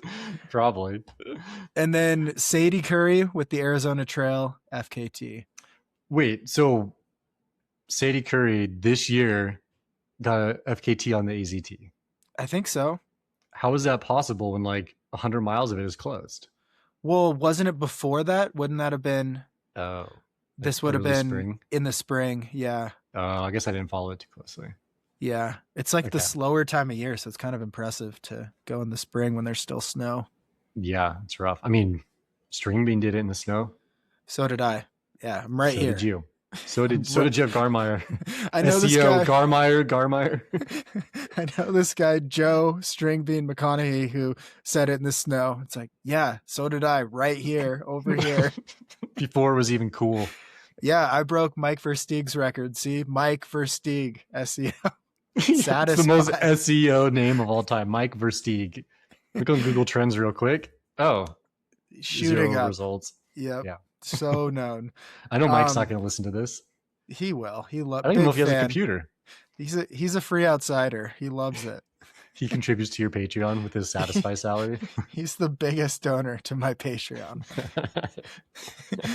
I doubt that, but it's all dark money on there. They're just lobbyists trying to get my ear, get some screen time for their. It's all like Peter Thiel and Sam Altman and all these people. Yeah, Chevron is in there. Chevron. Yeah. BP. That's why we have like some British people in here.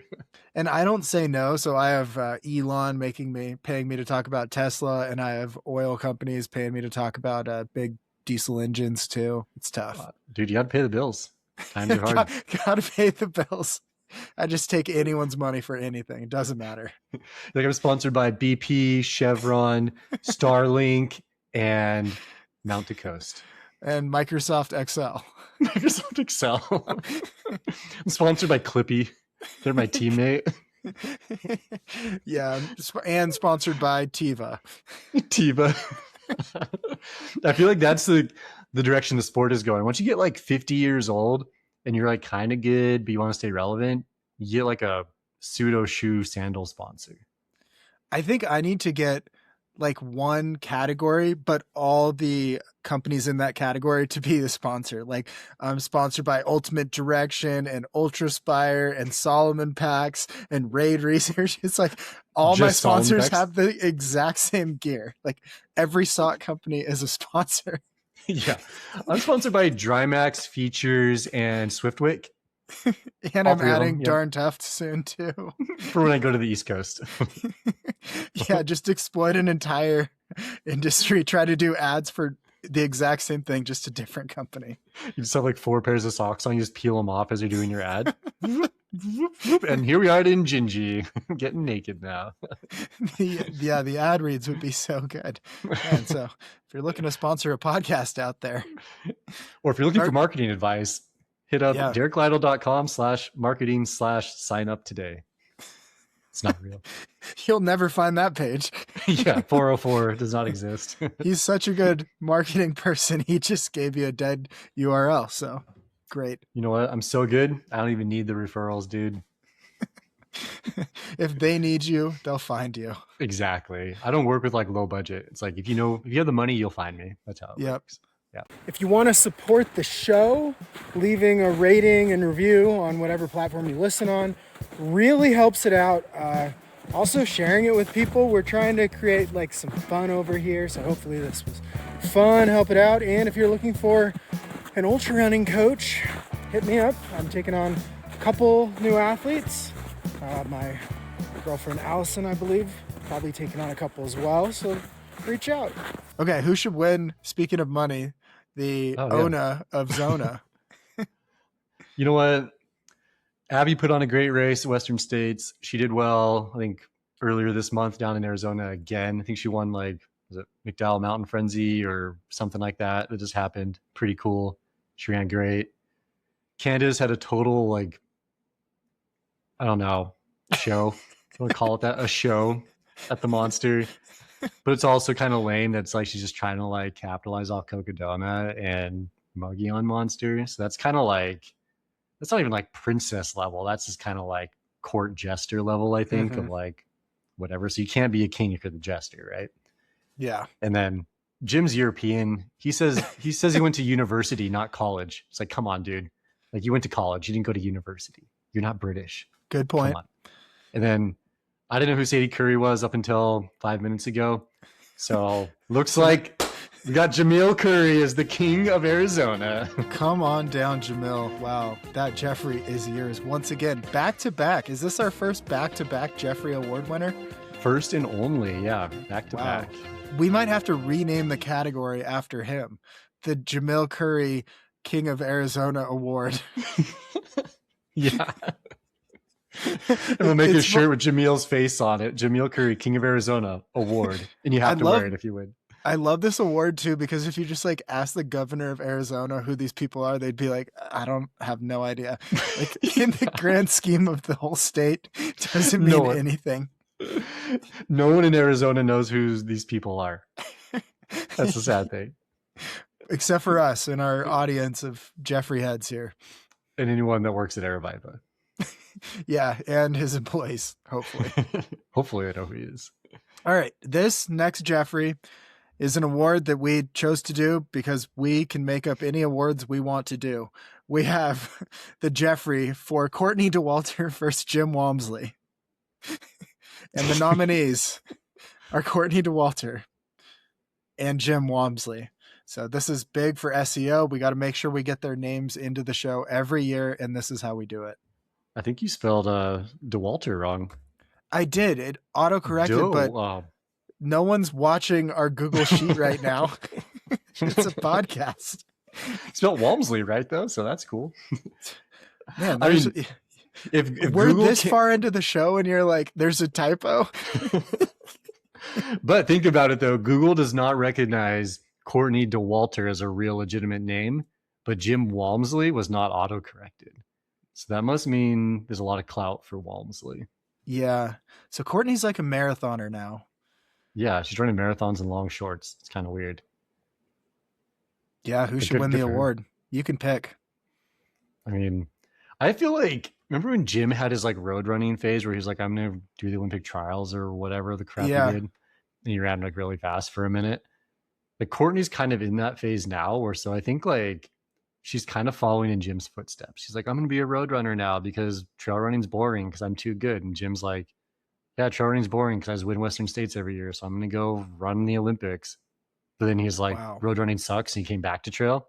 So Courtney's going to do the same thing. She's going to be like, marathons are stupid. I'm going to go win Cocodona next year. That's probably what's going to happen. Yeah, I could see it. That is really ironic that it's like the exact same phase. Probably going to end up in the trials and do exactly what Jim did. Yeah. Wow. All right. So for that reason, Jim gets the award because Courtney's following in Jim's footsteps right now. And the Jeffrey for the Courtney Dauwalter versus Jim Walmsley goes to Jim Walmsley. Jim Walmsley. That's a really long name of an award. It's great though, dude. The longer the name, the better. Exactly. I can't even fit it on the like award graphic when I try to put all that. You could do like the Walmsley Award or something. Mm-hmm. Courtsley. I don't know. Okay. We have not talked about the East Coast hardly at all, which is why we had to give it its own category to remember it exists. And so it's time for the East Coaster of the Year. We had to rename this award because someone left the East Coast. Yeah, that's true. Formerly known as the Tara Dower East Coaster of the Year Award. Now it says Blake. We've renamed it to East Coaster of the Year. So our nominees, we have the winner of Cocodona, Daniel J. Green. I don't know if that's his name at all, but Dan Green. And then he won Cocodona. I don't know. Did he do other things that were Canyon? Good? He got a golden ticket. Oh, Canyon. Yeah. We're on to Canyon. Oh Canyon yeah. Woodward. Oh, you're talking about Dan Green. Like, what else has he done this year? Yeah. He got signed by Solomon and then went to Europe, and that's I think about it. yeah. Okay. He ran Western Canyon, States, but he ran it. Yeah. He ran JFK. Neither race went that well. that's true. Canyon Woodward won a golden ticket. So the bar is really high to get nominated for this category. That's a nominee.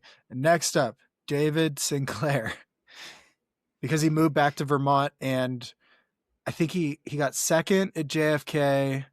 He probably won a bunch of stuff, probably won a bunch of Schemo stuff. We know he's good. We just don't know exactly what he did this year. Wait, speaking of JFK, David Sinclair took second place to another East Coaster, Hans Troyer.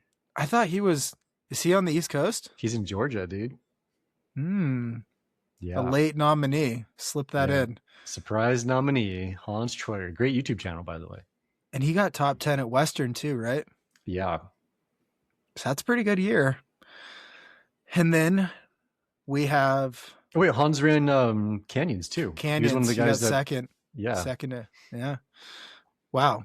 Really shooting up the ranks.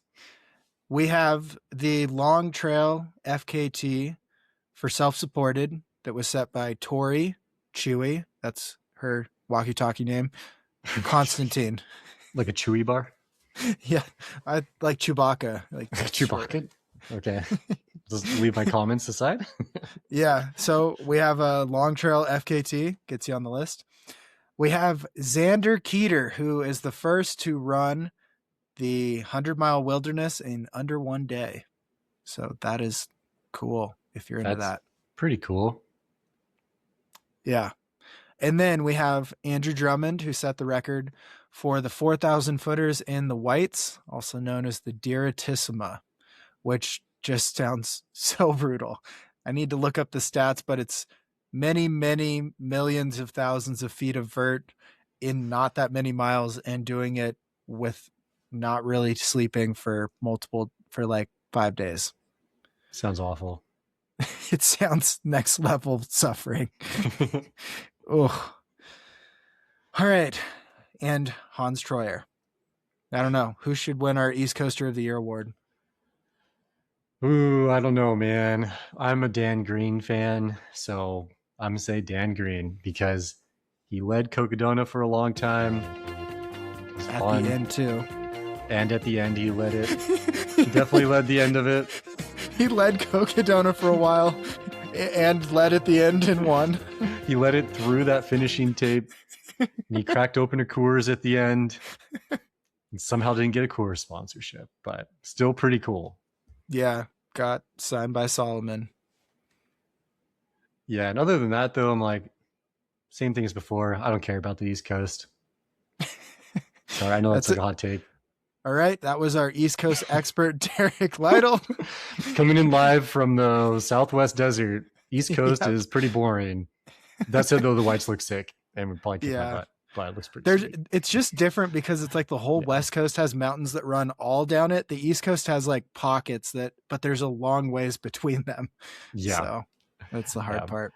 And honestly, like East Coast looks pretty sick. I just don't want to go out there, but like it's rad. It's far. It devolved into your own laziness versus pretty much. Yeah. Like, I mean, there's been a lot of strong people coming out of the East Coast. Like the West Coast is better, like by far, but this is like good runners on the East Coast. The trails are just sucky. Yeah. I mean, they're like really tough trails and runners too. It's like totally different than the smooth Arizona trails. Yeah. Or like Marin or something where it's just like buttery. You could wear road shoes and like close your eyes and just run. Yep. Can't do that out on the East Coast. No way. And it's humid. Ugh. And it's humid. Yeah. Gross. All right. Tougher. Our Jeffrey for the weird moment of the year. I was there and saw, it was just really strange when David Roach gave his golden ticket from Javelina to Canyon, because no one really knew what was happening. Like he took it, he held it, and then he just handed it down the podium. It was just really weird to watch. Like the mannerisms were weird, or what? I guess just like he felt like he kind of accepted it and then like held it, got a picture or something, and then just like handed it down to Canyon, because I think it feels like most of the time people decline it like a couple days later or something like that. Yeah. It just felt like he was making the decision like right there while he was holding a golden ticket. It was kind of crazy. It almost sounds like a marketing decision for the video that Cody, that's his name, right? Cody was making. Yeah, his little film Cody guy. Bear, Yeah. SEO, yeah. David Roche at Happily 100 losing to Will Murray. It just seems like a part of the story. It's like, oh, my athlete Canyon came in like a couple minutes behind me, and I made the decision on the podium to give him my golden ticket because I want to be dramatic and whatever. That's why it's nominated for this award. It just felt like, wow, okay, there's just a lot going on here. It was weird. Yeah, and you happen to coach him. Yeah, I don't know. Yeah, it was definitely some for the camera. All right. Yeah. Next up, back making a lot of appearances on the nominee list because it's one of the weirder stories we've probably ever seen, is Candace posting the address of the live streamer that she hired online, telling people to like do things to get her money back. Do you want to know how you know that like mainstream trail running media is dead? Like Outside Magazine and like Trail Runner and all these garbage magazines. Yeah. No magazine covered this story. This would have been the greatest expose or like whatever long format story of all time. They didn't cover it. There's so much going on here, and they missed it. Like, yeah. People are like too scared to cover anything yet. This was the craziest story ever. Yeah, it's so good. What's that magazine that broke the Camille Herron Wikipedia story? They needed to do a really long article on this. Wasn't it that Canadian magazine? It's like Canadian Running or Canadian Trail Running or something. That's Jeff Peltier. He would know. Yeah, that's his magazine. He probably owns it. Yeah. It's part of his media empire. And what I think is the weirdest moment of the year is when Killian finished Western States, got third and back relevant in everyone's eyes in the US, and he immediately is like, I want to do something here. What should I do? And he posted that like on Instagram, and it went viral and everyone commented wanting him to do certain things. But obviously he had already decided what he was going to do. Like it was such a publicity stunt. Yeah, there's no way you plan like this like mega like pseudo expedition thing in like a month. It was like planned out forever. So dumb. One of the comments is like, climb all the 14,000 foot peaks, and he's like, okay, and then just like leaves the next week. There's no way. Yeah, there's no way that was possible. Like, come on, dude. Great marketing though. Like Normal's been like crushing marketing this year with the whole like Pace Killian thing. That was pretty cool. But, yeah, they did a lot of stuff, but that was not authentic in any way. No, not at all. No, 100% not. Been planned for years, probably. Yeah, I know. I kind of want to give the award to Killian just for how he just, because like podcasts were talking about it. They had full episodes on like, what should Killian do next? Yeah. And it's like, he's probably sitting back laughing, just knowing like, yeah, I'm not going to just like off the couch decide to do something I haven't planned for a year. Yeah, exactly. It's almost like when like a really rich person is like, they have like 20 cars and they're just like, hey, internet, what car should I buy? And they're like, I don't know, buy a 1968 Ford Mustang, blah, blah, blah, blah. And they're like, okay. And they just buy it. And they already knew they were going to buy it. Yeah, exactly. It's pretty much that. Yeah, he just like set it up already. Because there's no way someone even suggested that. So if all the suggestions, the one he did was probably not one anyone said. Yeah. Did somebody really say like, you're going to ride your bike between all the 14ers in the US all over the place, and you're going to have a support vehicle, and you're going to meet up with all these like pro runners along the way, and they're going to like pace you, and you're going to have a media crew and blah, blah, blah, and you're going to make a film about it? Somebody said that in an Instagram comment, like, give me a break. Yeah. All right. Killian, you're the winner of the Jeffrey for Weird Moment of the Year. Which is saying something considering he trumped Candace at this point. That's a pretty big deal. Yeah, but he is Killian. We got to give him an award. He's got like 1 million followers. That's how we give out awards here. That's true. Yeah, the more followers you get, it like really skews your chance of getting an award. We're just kidding, kind of. Yeah, we're just joking. Yeah, Not pretty true. much. Okay, and next up, we've still got like 10 to crush here. We have the So much. the Jeffrey for the most airtime. We have Chris Warden, who is on the live stream for literally everything. We have Leah Yingling, who just say the same thing about her. We have Andy Jones Wilkins, same thing with him. Corinne Malcolm, same thing with her. So basically everyone is just on every live stream. It's the same, like 8 people. And then our last nominee is Joe Corcione, the only person we've ever met who can have a longer race recap podcast than the actual race. I think his monster podcast was like a 12-part series or something. It was like it was one of these like historical sagas.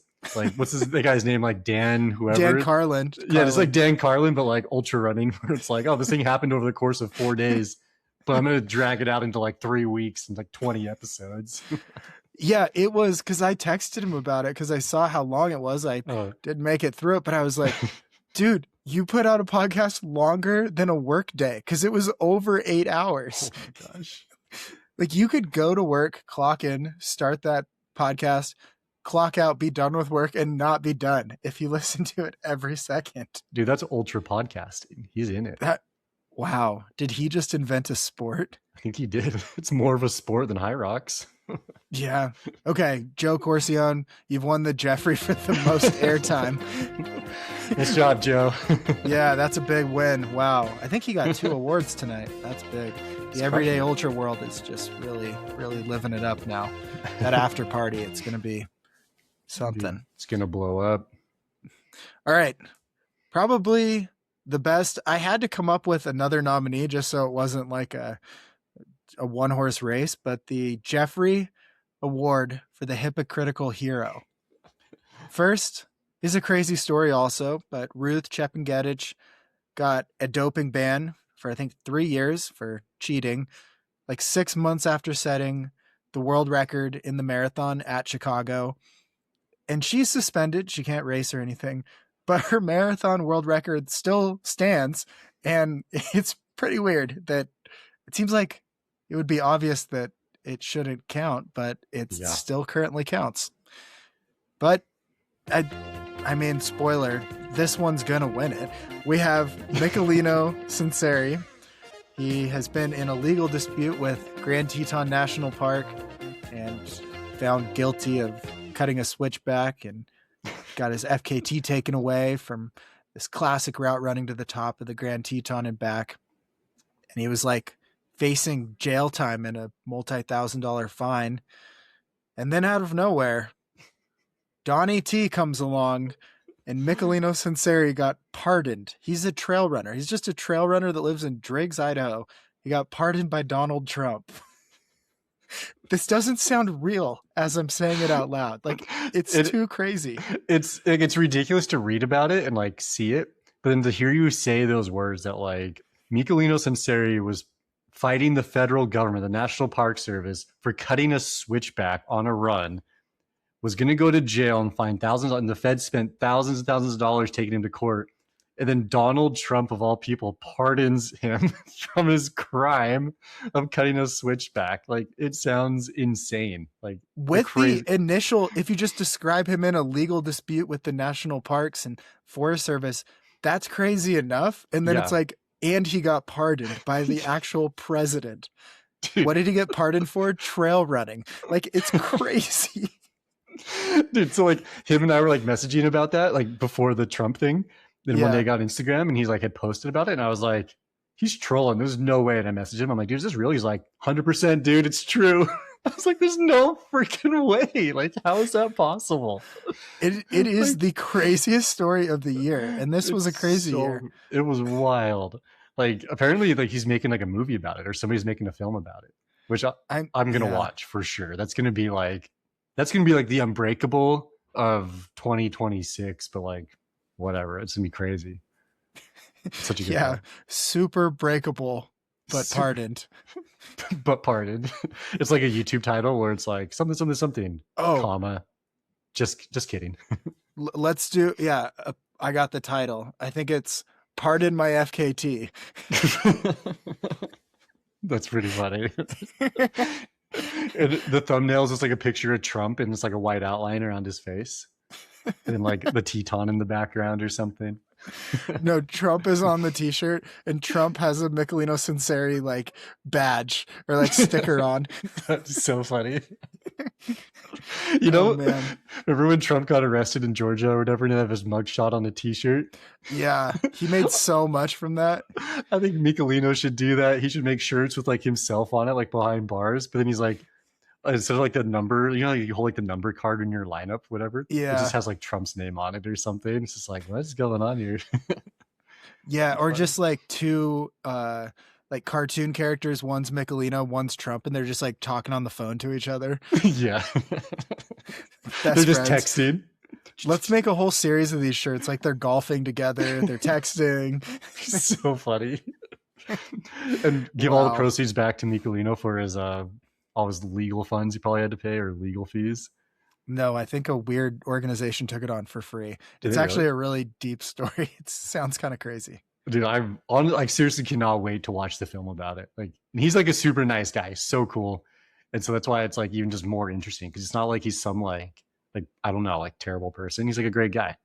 And it's like, okay, now I want to see this all unfold. Like, can't wait to watch it. It's gonna be fun. Yeah. All right, we need to keep moving or we'll never finish this.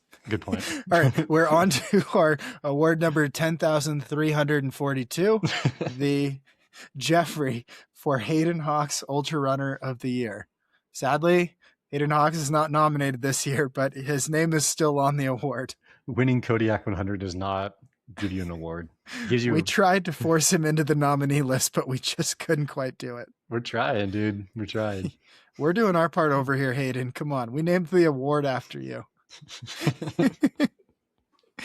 Okay. Our first nominee is Caleb Olson, who basically won everything this year. True. Western States, Trans Gran Canaria, some GPT 100 recently. Didn't you win like Cape Town or something too? No, Jeff McGavro won. Oh, that's right. Yeah. Yeah. One of the Jeff of the Year nominees. Thank you very much. There you go. Next up, we have Hans Troyer.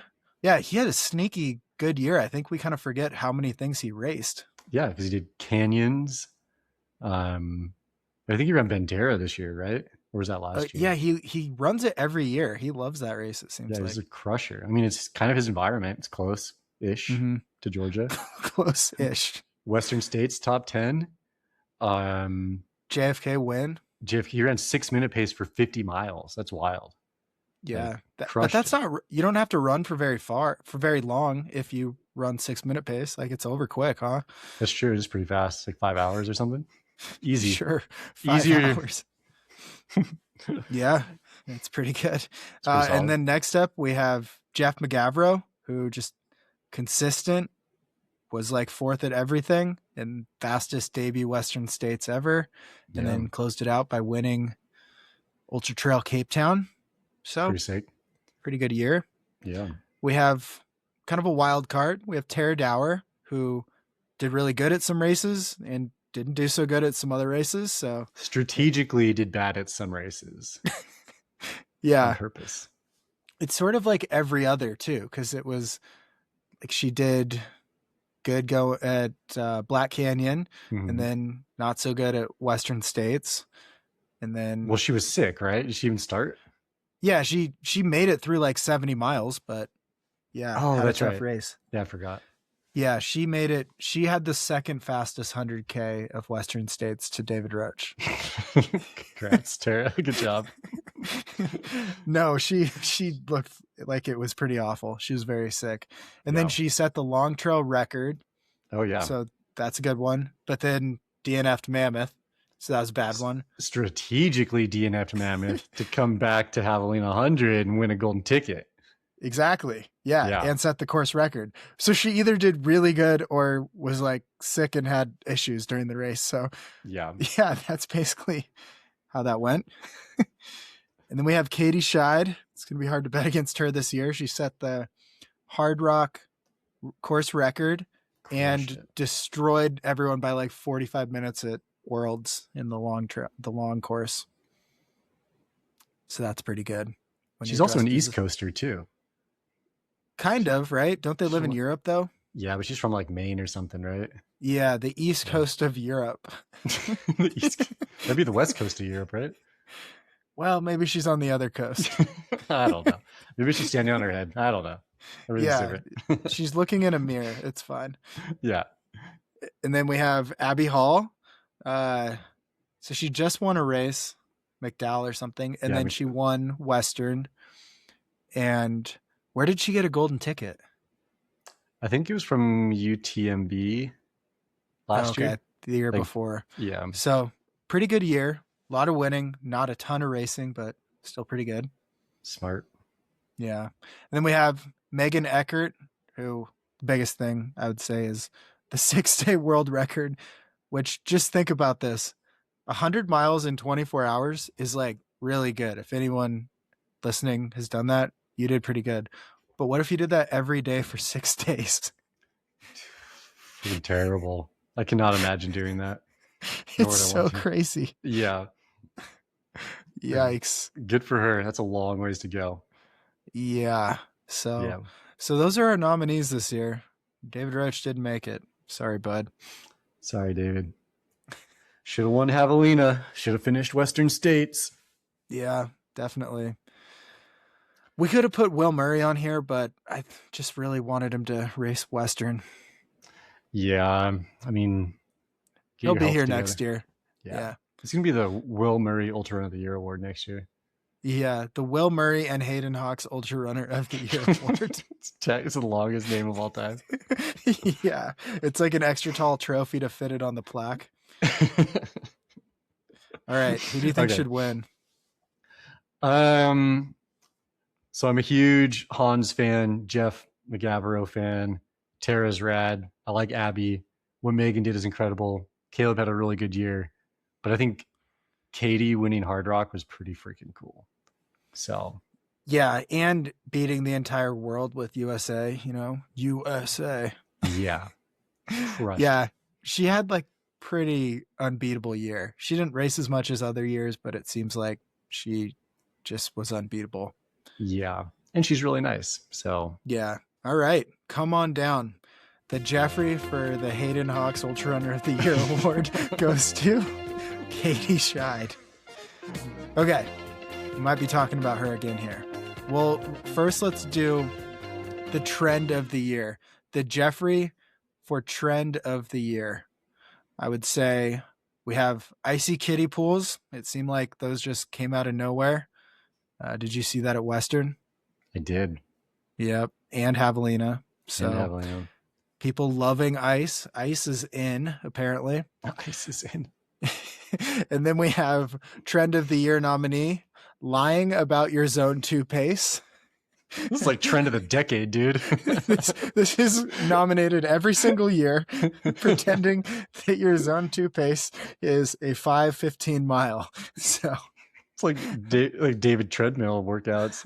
Well, I'm just going to go do a little push on the treadmill for 20 miles at 5:15 pace at 12% grade. No, you're not.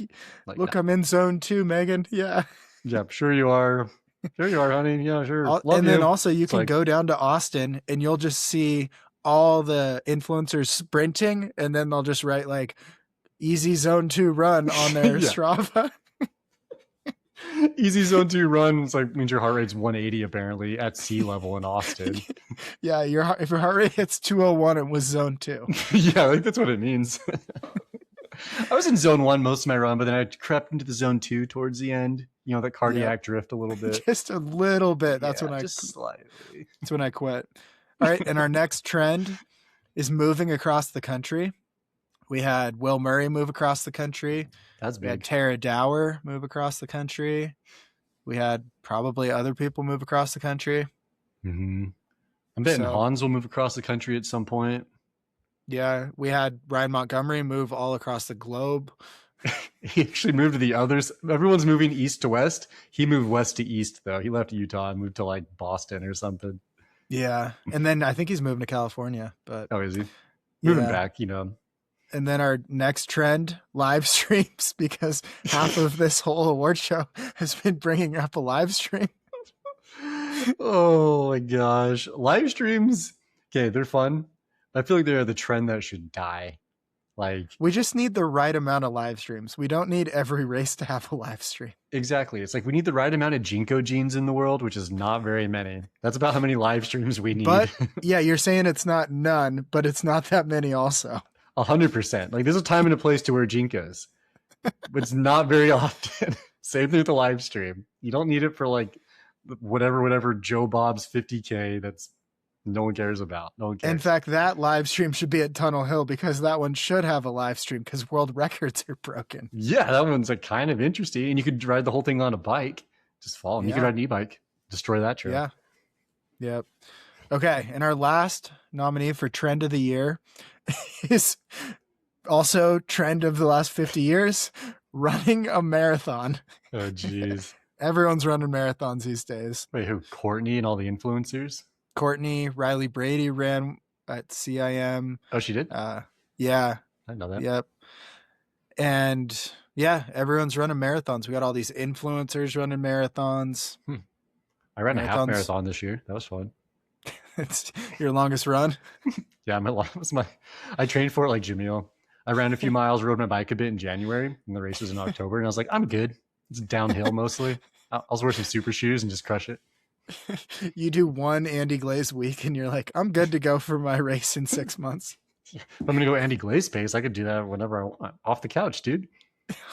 Yeah, you have to sell the couch if you're doing Andy Glaze because you'll never have time to sit on it. Good point. Good point. Yeah. Okay. I don't know. Man, all of these are such terrible trends of the year. They're bad. At least like the kiddie pools are like, I don't know, effective. It seems like a good idea, actually. All the rest are like kind of stupid. Yeah, like lying about your zone 2 pace is dumb.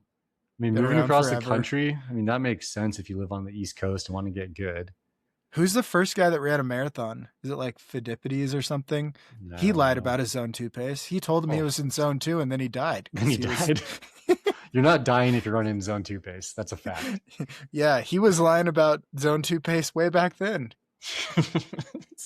That's like the trend of the past 2 millennia or whatever. Like, it's a long time. Since he invented running, they've been lying about zone 2 pace. Everyone's been lying about zone 2 pace forever. Oh. All right, dude. Who should we give the Jeffrey for trend of the year?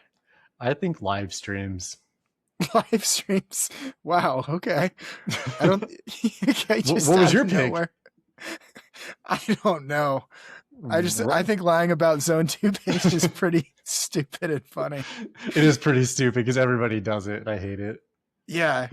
Yeah. I swear people just, especially influencers, they'll click hide heart rate on their like Stravas. And it's just like 6:15 for 18 miles. It was like smooth day out there. And that's like their comment. And it's like, you were probably running for your life. Like, 180 beats a minute. You're doing like 1 mile repeats for 18 miles. It's like you're running 1 mile, stopping for like 5 minutes to cool down, another mile hard, stop, rinse and repeat for 18 miles. Oh, yeah. That's another good trend. The elapsed pace versus the actual moving time. Oh, yeah. People love doing that. Yeah. Like you go out and do like a 4-hour run, but like half the time you're just screwing around and like walking.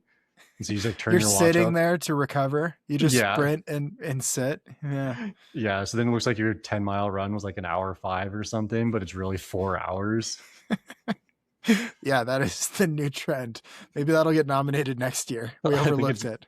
It's going to get nominated next year for sure. Okay. I think just by how much we talked about them, it probably should be live streams because for being a podcast, we've talked about live streams like half of the show. That's true. Speaking of, tune into our live stream at Black Canyon. We'll be live streaming the entire day. Screw the Air Viper live stream. We'll be on course, out on the field with Starlink. We're going to be setting up one GoPro pointed at one water jug, and you can watch that the entire race. We're going to have a GoPro at the track, and that's all we're going to do all day. It'd be really good. That's great. Yeah. So tune in. Don't forget. All right. Live streams, come on down. You've won a Jeffrey, finally. All right, we have 5 more. We can do this. All right, we can wrap this up before my computer dies. This episode is brought to you by Janji, JANJI.com.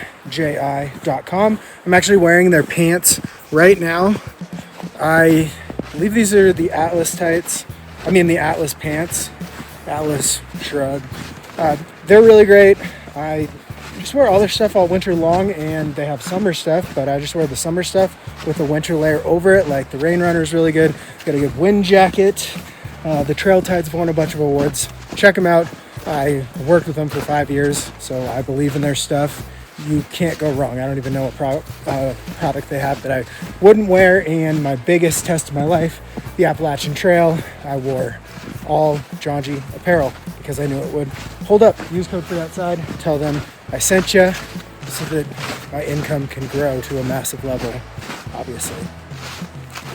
Okay. We have the Jeffrey Bezos Most Expensive Breakup Award. So these are for someone leaving a brand, and the brand is really losing out, much like Jeff Bezos' ex-wife became a billionaire just by becoming his ex-wife. That's all it took. That's all it took. That's the most expensive breakup award. That is the premise. And I don't even think we need nominees because it has to be Katie Scheid leaving the North Face. For On. That's wild. For On running. Yep. Yeah. Yeah. Oopsie daisies, North Face. Yeah, I mean, North Face is really good at losing great athletes that are going to make a name for themselves. They're really good at that. Really good. Yeah, They could be in trend of the year next year for that. You need to have like a Jeffrey Award for athlete managers in the outdoor sphere, because that might be a little too mean. Just say like by name. Yeah, we'll call them out by name. Yeah. Post up their LinkedIn. This is who they are. They worked for 12 companies this past year because they don't really care. But then we'd have to nominate ourselves in the Candace role of this year of posting people's names live and addresses. Of doxing random people that like, that would be so mean. Okay, maybe we won't do that. Yeah, bad idea. But come on, North Face athlete manager, step it up. Come on. Yeah, everyone's left. All right. Yeah. One, probably our most prestigious award, maybe second most, is the Jeffrey Award for Influencer of the Year. So this is a big one. These people have millions of followers. Why? We don't really know, but they do. So that puts them on this list. We have David Poach, really surprised nominee because not a ton of followers, but made the most satirical David Roach commentary. Oh, it's that guy? Yeah. Oh, dude, he's like living legend, dude. I didn't know his name, but he is amazing. Yeah, he did those videos and then just quit posting. Like he was one and done. He quit the joke before it stopped being funny. He did really well with that. We need to call up the Nicolino Sinceri film crew and have them go find him and make a documentary about him. That would be incredible. That's another one I would watch, hands down. Wow. How about we call it Finding David Poach, and the documentary is just trying to find him? We could probably get some funding for that. Let's do it. There's a lot of funding floating around. Yeah. All right. Nick Bear is our next nominee for Influencer of the Year. Why? Because he presented the last person standing in the live stream, and people believe he invented the last person standing style. Many thousands of people think he created that style. What's wild? So I watched that like last man standing race, whatever he did. Mm-hmm. And like, so he doesn't win, but he doesn't even say who won the race. It's like, cool. So like, what happened? Like, you didn't finish. Like, cool. Like, whatever. But like, who won? I don't know. I'd like to know. He didn't go one more. At one point, he went no more. He went one less. One less. He didn't go one far enough. I think he roached out on that one. Jeez, dude. Roached out. Yep. All right. Next up, we have constant nominee that we'll find a way to get his name into the show. David Goggins for running a 200 miler, another one, just to be relevant. Like, where's David Goggins been? Oh yeah, here he comes to walk another 200. Yeah, I think he got rhabdo again. He had to go to the hospital in Randall, Washington. His blood is just rhabdo all the time. It's just it's just like his liver or kidneys floating around in his blood. They renamed rhabdo David Goggins. And then we have Cam Hanes, of course. He released a book and was promoting it at Cocodona. It was a pretty funny launch strategy, but okay. Cam Hanes. Did you watch he had a big film crew following him around. Yeah. Oh, dude. Did you watch his son's video from Leadville? No. Was he in jeans? Yeah, it looked stupid. I didn't watch it. So that was our YouTube minute with Derrick Lytle right there. Our next influencer of the year, just because I wanted to nominate him for this award because I think it's funny, is Jeff Peltier for doing Badwater 135, which, I mean, cool. Sounds kind of miserable. And yeah. Hey, that film is going to be fun, though. I was there in person, in vivo. It's going to be a really good film. I think he was miserable during the whole race. Oh, 100% he was. Like, yeah. So we were all pretty miserable. But that's why he's on the list, because he's going to have a great product, but he had to do it for the reasons of having a product, not because it was like amazing to do. Yeah. Good point. Good point. Next up, we have Mike Wardian, who set 10 FKTs this year, just like picking random ones that are shorter. Okay. In Tivas. Are they Strava segments or are they like actual FKTs? We'll put our FKT correspondent on it. He did it all in Tivas, I think. So cool. Good for him. I think Browning might be following suit or something. I don't know. We'll see. Rumor is out there. Look at his Instagram bio. Spreading some rumors here right before the new year. I think he's really keen to try out some new shoes. He might be. All right. And our last nominee for Influencer of the Year is Max Jolliffe. Jolliffe? He's a skateboarder, right? Yep. He's a satisfied skateboarder. You're so satisfied, dude. Who should pick our Influencer of the Year? This is right up your alley. You're our Ketone IQ influencer. Dude. Okay, this Influencer of the Year is brought to you by Ketone IQ. Use code Derrick10. Save 10%. I get 10%, I think. Maybe still. I don't know. The code's probably still active. Honestly, like, I forgot who David Poach was until you brought back some memories. I'm like, that was pretty funny, but he doesn't have like the longevity. It was kind of like a match, just burned out real fast. Flash in the pan. Yeah, came on strong and then disappeared. Pan. Yeah, and like whatever, Nick Bear, even though he did invent last person standing races, whatever.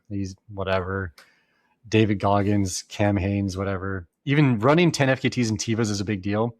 But when you're the freaking king of Moab and all you do is skateboard and buy beer on your skateboard because your van doesn't work, that's pretty sick. I think he's sober though. Well, he was in a liquor store in the video. Oh, also, Max lost his like 2,000 day run streak at Cocodona. When he got Rhabdo, he lost his run streak. I mean, that sounds like typical influencer stuff. That's what I'm saying. That is a story that no one talked about. The influential satisfier. There you go. All right, Max. Your award for Jeffrey Influencer of the Year, we'll work on the name of that, is in the mail. Headed your way. Heading your way to Southern California. Go pick it up on your little skateboard or something. I don't know. All right. If you're still listening, why? Okay, we've got 4 awards left. Hey, we're going to cut here for a second. Yeah. I have to grab my charger. Okay. I need to grab. Yeah. All right. Okay. We're going to take a short break. Brought to you by John G. Bing, bong, dong, dong, dong. All right. I don't think I'm going to cut any of that out. The whole break. I'm glad we were both wearing pants then, because that would have been really awkward. Yeah, that's a good point. Wow, because I didn't even stop or anything. Okay. Yeah. We're speaking of the King of Moab. We're on to the incredible Jeffrey Award for the most pointless miles. This is Start us off. All right, most pointless miles. All these people have been mentioned before. We got the legend Jamil Curry, the king of Arizona. We got his partner in crime sometimes, Kevin Russ. We got Matt Johnson, who has ran across Texas or walked. And our favorite walker and influencer, Andy Glaze.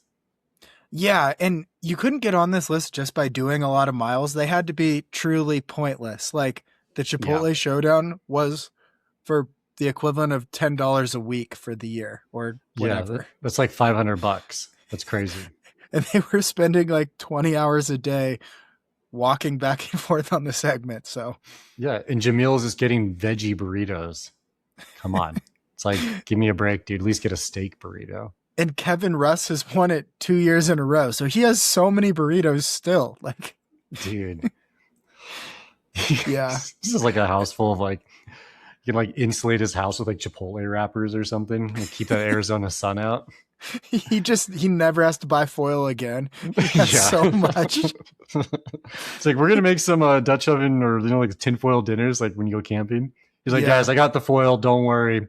I have the foil for every trip we'll ever take. Yeah. It's like, yeah. And Andy Glaze gets on the list because for no reason at all, well, it's his 300th 100-mile week in a row. He did 300 miles in a week.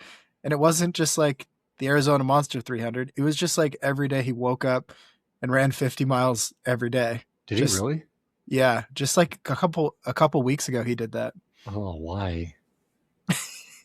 Well, that's why he's on the list. Because pointless miles. That's like when Candace did like 2 years of FKTs or 50Ks every day or whatever. Yeah, the 50K thing. Yeah, it was like 100 days in a row. It was wild. So much. She had to like count the first half of Hurt 100 as one day and the second half as another day. You have to run it like over 24 hours so you can still get your 50K streak. Yeah. Oh, brutal. Cool. Okay, who do you think has well, we know who has the most pointless miles. I don't think it's even close. I mean, at least Jamil and Kevin had like a purpose, right? There was a winner. There was a winner in their case. Yeah. There's something competitive. You get burritos, like mediocre slot bowls, whatever. Like, it's fine. At least you're doing something. And like, it's not interesting, but kind of interesting, maybe. Like, I don't know. Like, I don't know. And Matt running across Texas is like the most. At least a film came out of it. Yeah. What's coming out of the Andy Glaze continual running 100-mile weeks? I don't really know. Probably a bunch of reels on TikTok or something. Yeah, a lot of Insta or 360 cam footage from the start line where he like gets in everybody's way and then has to like fall back to like last place, whacking people with his big old stick. It's invisible. Can't see it. He has it at everything. He does. He's good at it. Yeah. I mean, he knows what he's doing. All right. Who should we give it to? I don't know, man. This is a hard one, but Andy? Yeah, we'll give it to Andy. Jamil's already won something, and Matt doesn't know who we are. But honestly, though, maybe Jamil, because I want to get in Jamil's good graces again so I can get some Chipotle when I go down there next week. Okay. Yeah, we did give him the King of Arizona, I think. Yeah. Jamil, if you're still watching, I want a burrito. You owe me. If you're still watching, Jamil, the only question is why. Yeah. Don't you have other things to do, like plan events, pay employees? I don't know. Make a new route somewhere. This is the part of the show when we're just talking to single listeners. If you want us to talk to you during the next award show, just send in an email. You gotta contribute to the Patreon. Yeah, it'll be such a long show that we're just like calling out individual people on the Patreon. Yeah. Joe Smith from Houston, Texas, just won an award. He donated $35 to the Patreon. He ran 7 miles this year. These awards are completely for sale. Every single one of them, except for the King of Arizona. That one's not for sale. Yeah, that one is, we have a bunch of voters. We have a panel of judges. It's like the Hard Rock Lottery. Yeah, no one knows how it works, but they know it works. And there's no special favors. Promise. Just, we have Derek's picks, though, just like Dale's picks. Yeah, Derek's picks. Speaking of Derek's picks, now we have the Jeffrey Award called the Derrick Lytle Award.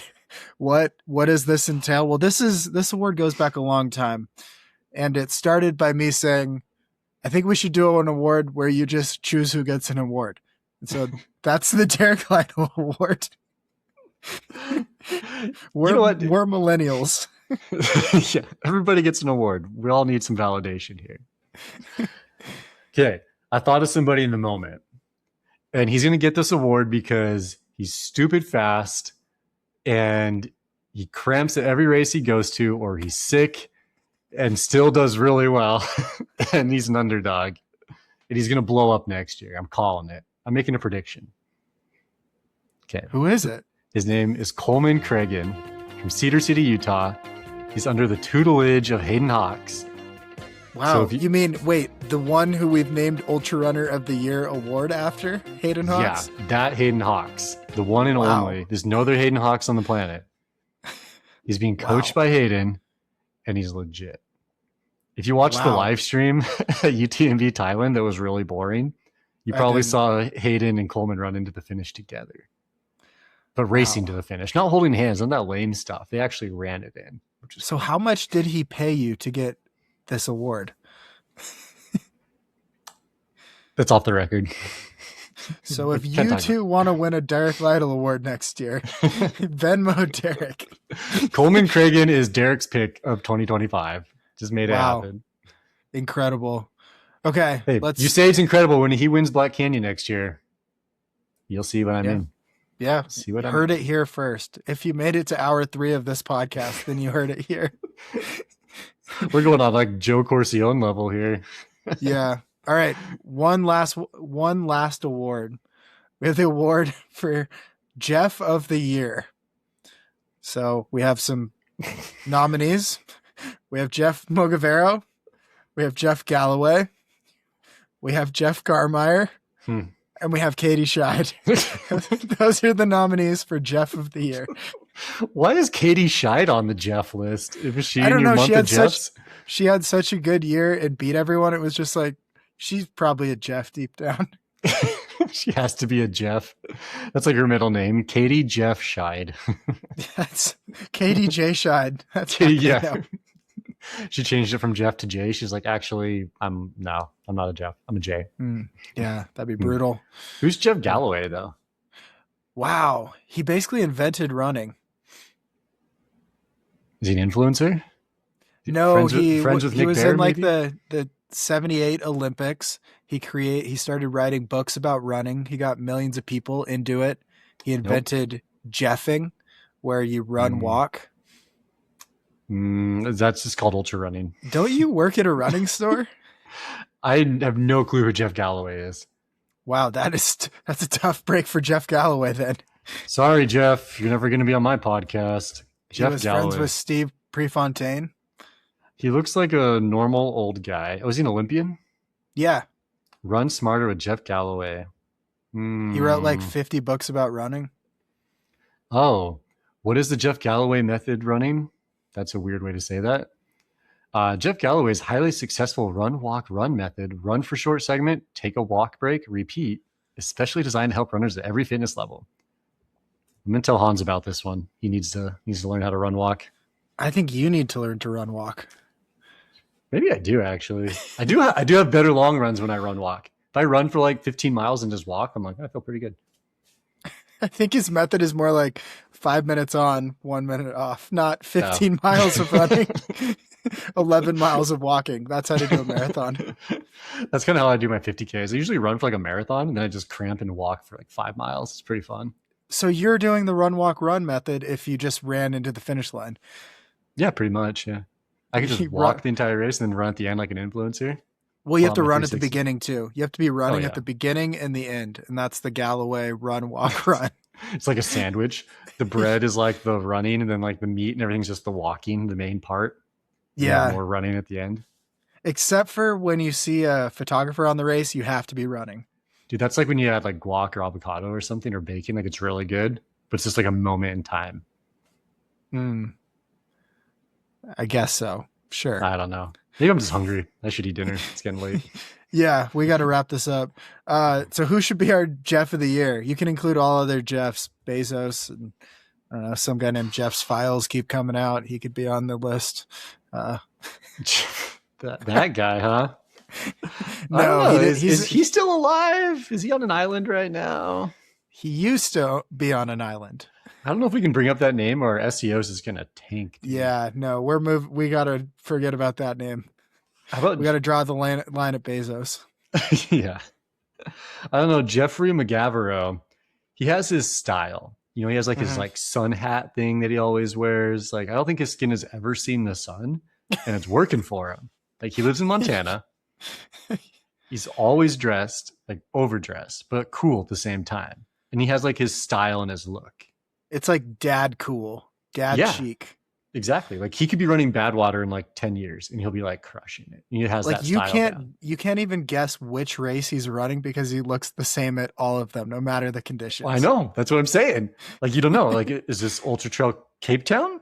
Is this Namibia? Is this Western States? Is this when it's raining at canyons? I don't know. What is it? Looks the same. Yeah. So, I mean, I think that's pretty cool. That is cool. Yeah. So Galloway's definitely out because you just learned about him.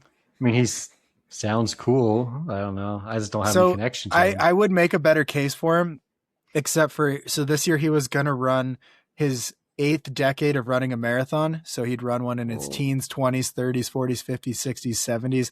And he was trying in his 80s.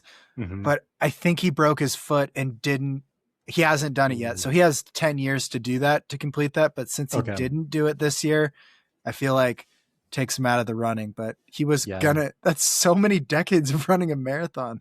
That's a lot of boring running. It's so much marathon. But then again, Jeffrey Garmire did the Appalachian Trail wearing 2 right shoes. So that's pretty cool. Well, I got to set the record straight. 2 right shoes and then 2 left shoes. Like I did get a shoe change. Yeah. Well, actually, I was talking to somebody about this. Like, what happened? So, like, you shipped yourself 2 right shoes, right? Yeah. And then did you actually hike in those? No, I just kept the old shoes that were worn out. And I put those brand new shoes in the hiker box. And then 1,500 miles later, I got the matching pair that was the 2 left shoes.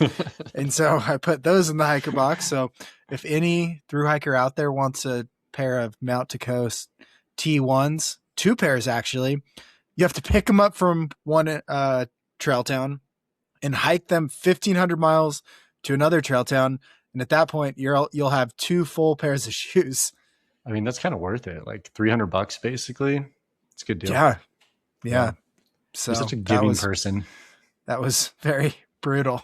It's like, it's the worst thing because you open your resupply box and it's like an unusable pair of shoes. Yeah, they're like brand new and you can't use them. Yep. You're just like, oh, crap. Like, what did I just do? Because the ones I had, I'd just worn through the whites. And so they had holes everywhere. They were so beat up. Oh, yeah. But I just had to keep them because the other option was wearing 2 left shoes. Not going to work. I did run a race out here in 2 left shoes because I brought 2 left. I like wore Crocs out the door and just grabbed a pair of shoes. But I have a number of the same exact shoes and I just happened to grab 2 lefts. And so when I got out there to put my shoes on like an hour away, it was like, oh boy, both of these are for my left foot. This isn't good. Dude, I did something similar the other day where I had to go do a workout and I had something like right after. So I was like, I'm just going to drive to this road I needed to run, like it's a dirt road. But I have like these 2 pairs of Solomons that are like red because all Solomons are red, or they were back in the day. And so I just grabbed them, but I grabbed 2 red shoes, but they were 2 right foot, but 2 totally different shoes. And I'm just like, freaking kidding me. And I was so busy and then I was just mad. I had to go do my workout. Oh, gross. Yeah, it sucked. That was a good story. It was a good story, huh? Yeah. Thanks for sticking around. Yep. So if you made it this far, you made it through that enlightening story. You're on the edge of your seat wondering who the Jeff of the year is. Ooh, who's it going to be? McGavero, Galloway, Garmire, or Katie Scheid? All right. Who should it be? I got my pick on 3. We'll say, I won't say the number 3. I'll say 1, 2, and we'll say our pick. Okay. 1, 2, McGavero. Oh, dude, Garmire. I mean, you didn't say anything. So who wins? Me? Garmire. Do I win? Jeff of the year? Jeff Garmire wins Jeff of the year, nominated by the audience, and Derek can choose. Yep. All right, Jeff Garmire, come on down. And then we're going to sneak in one final award, podcast of the year. The Free Outside podcast wins it. Cool. We have hands down that wins it. Yeah, go for sure. Yeah. Well, it's in the bio of the Instagram page for the podcast is like Jeffrey Award winning podcast. So I have to make sure I keep giving it to myself. So like if someone beats me for that award, we're done. We got to close up shop. I know, you got to retire. You're already retired from running. You can't retire from podcasting, dude. If I don't win my own biased award, that's going to be tough. Jamil's probably going to win it next year. Oh, yeah. He's coming for me. Yeah, dude, he's going to start a podcast just to win the Jeffrey. Probably. For the 10,000 other things he's doing. The most biased award show, and his life goal becomes to win the Jeffrey for Podcast of the Year. It's the Air Vipa podcast. We only interview Air Vipa race team members, go to Air Vipa events, and we steal Garmire podcasts. That's what we do. No, I think Jamil's going to sell it all, and he's not going to do a month of Jeff. He's going to do just only Jeff's on his podcast all the time, year round. Like he's going to sell his empire and just do a podcast called Jamil's. All the Jamils in the world he's going to interview. Only Jamils. He's going to one up the idea. Yeah, he's going to go all in. Wow, it'd be hard to not give him that award if he did that, man. I mean, that'd be really impressive, actually. Yeah. Yeah. All right, I think we did the whole award show. I think we went for 2.5 hours, dude. That's pretty good, right? So, Jamil, thanks for watching. We know you're still there. So we know only Jamil is left watching this. Jamil and Kevin, they're actually running for burritos right now. They're just listening to this the whole time. Yeah, if you made it this far, what emoji should they comment? A suit and tie emoji. Okay, if that's an emoji, comment that to show that someone actually listened to this for 2 hours and 30 minutes. Oh, that would actually be impressive. I'm going to listen to this across the years. 4 times. You can listen to this 4 times or Joe Corcione's race recap once. Oh, I'm listening to Joe all day, dude. I like Joe. All right. Do you have any closing statements for us? Thanks for watching the second year of the Jeffries. Our budget is not any bigger than last year, sadly. But it was a good show. It's a good time. A lot of crazy crap happened in 2025, which makes me excited for 2026. Yeah. Thank you for watching. Thank you for not doxing. And I'd like to thank the Academy for voting on these awards and our Patreon subscribers who have afforded us not a whole lot yet. But after this episode, we're going to be rich. I've seen $0 of this Patreon cash, so I don't know. Yeah, it's not real. But for the record, like birds. Just like birds. Birds aren't real. I shouldn't say what I was going to say. But if you need some legal advice, I'm going to give some legal advice right now. Don't dox random people, especially like business partners with or without a contract. Don't pull a Candace. Yeah, this is not legal advice from a lawyer at all. I'm not a lawyer. Never went to law school.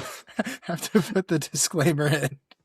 But just probably shouldn't do that, though. Just some words of advice. But yeah, what do I know? A good choice not to. Yeah, just some friendly advice. Don't be a bad person. And watch the Jeffries. Yeah, next year. Coming right back at you next year. 2026.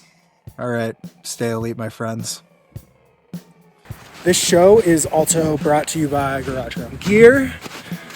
GarageGrownGear.com. It's where you can get a selection of small businesses that produce outdoor stuff. You can compare them, whatever product you're looking for. Lock that baby in, find it at Garage Grown Gear. Find the company that's vibe and style fits your own. So check them out. This episode is also brought to you by CS Coffee, csinstant.coffee. Premium instant freeze-dried coffee. It's good stuff. Thank you for listening. This is a long episode. Of course, we forgot things, but we tried. It's only me doing all the research, recording and editing, but I love it. Built a community that likes to laugh and is supportive, and we're going to keep going for it. Big episodes coming. I can't say anything until Friday, but I will release a special episode Friday. And if you want to support me, obviously, patreon.com/freeoutside, or buy my book or something. I'm trying my best over here. We got a lot of cool things coming, so stick around and let's grow this cult. Bye. Stay elite, my friends.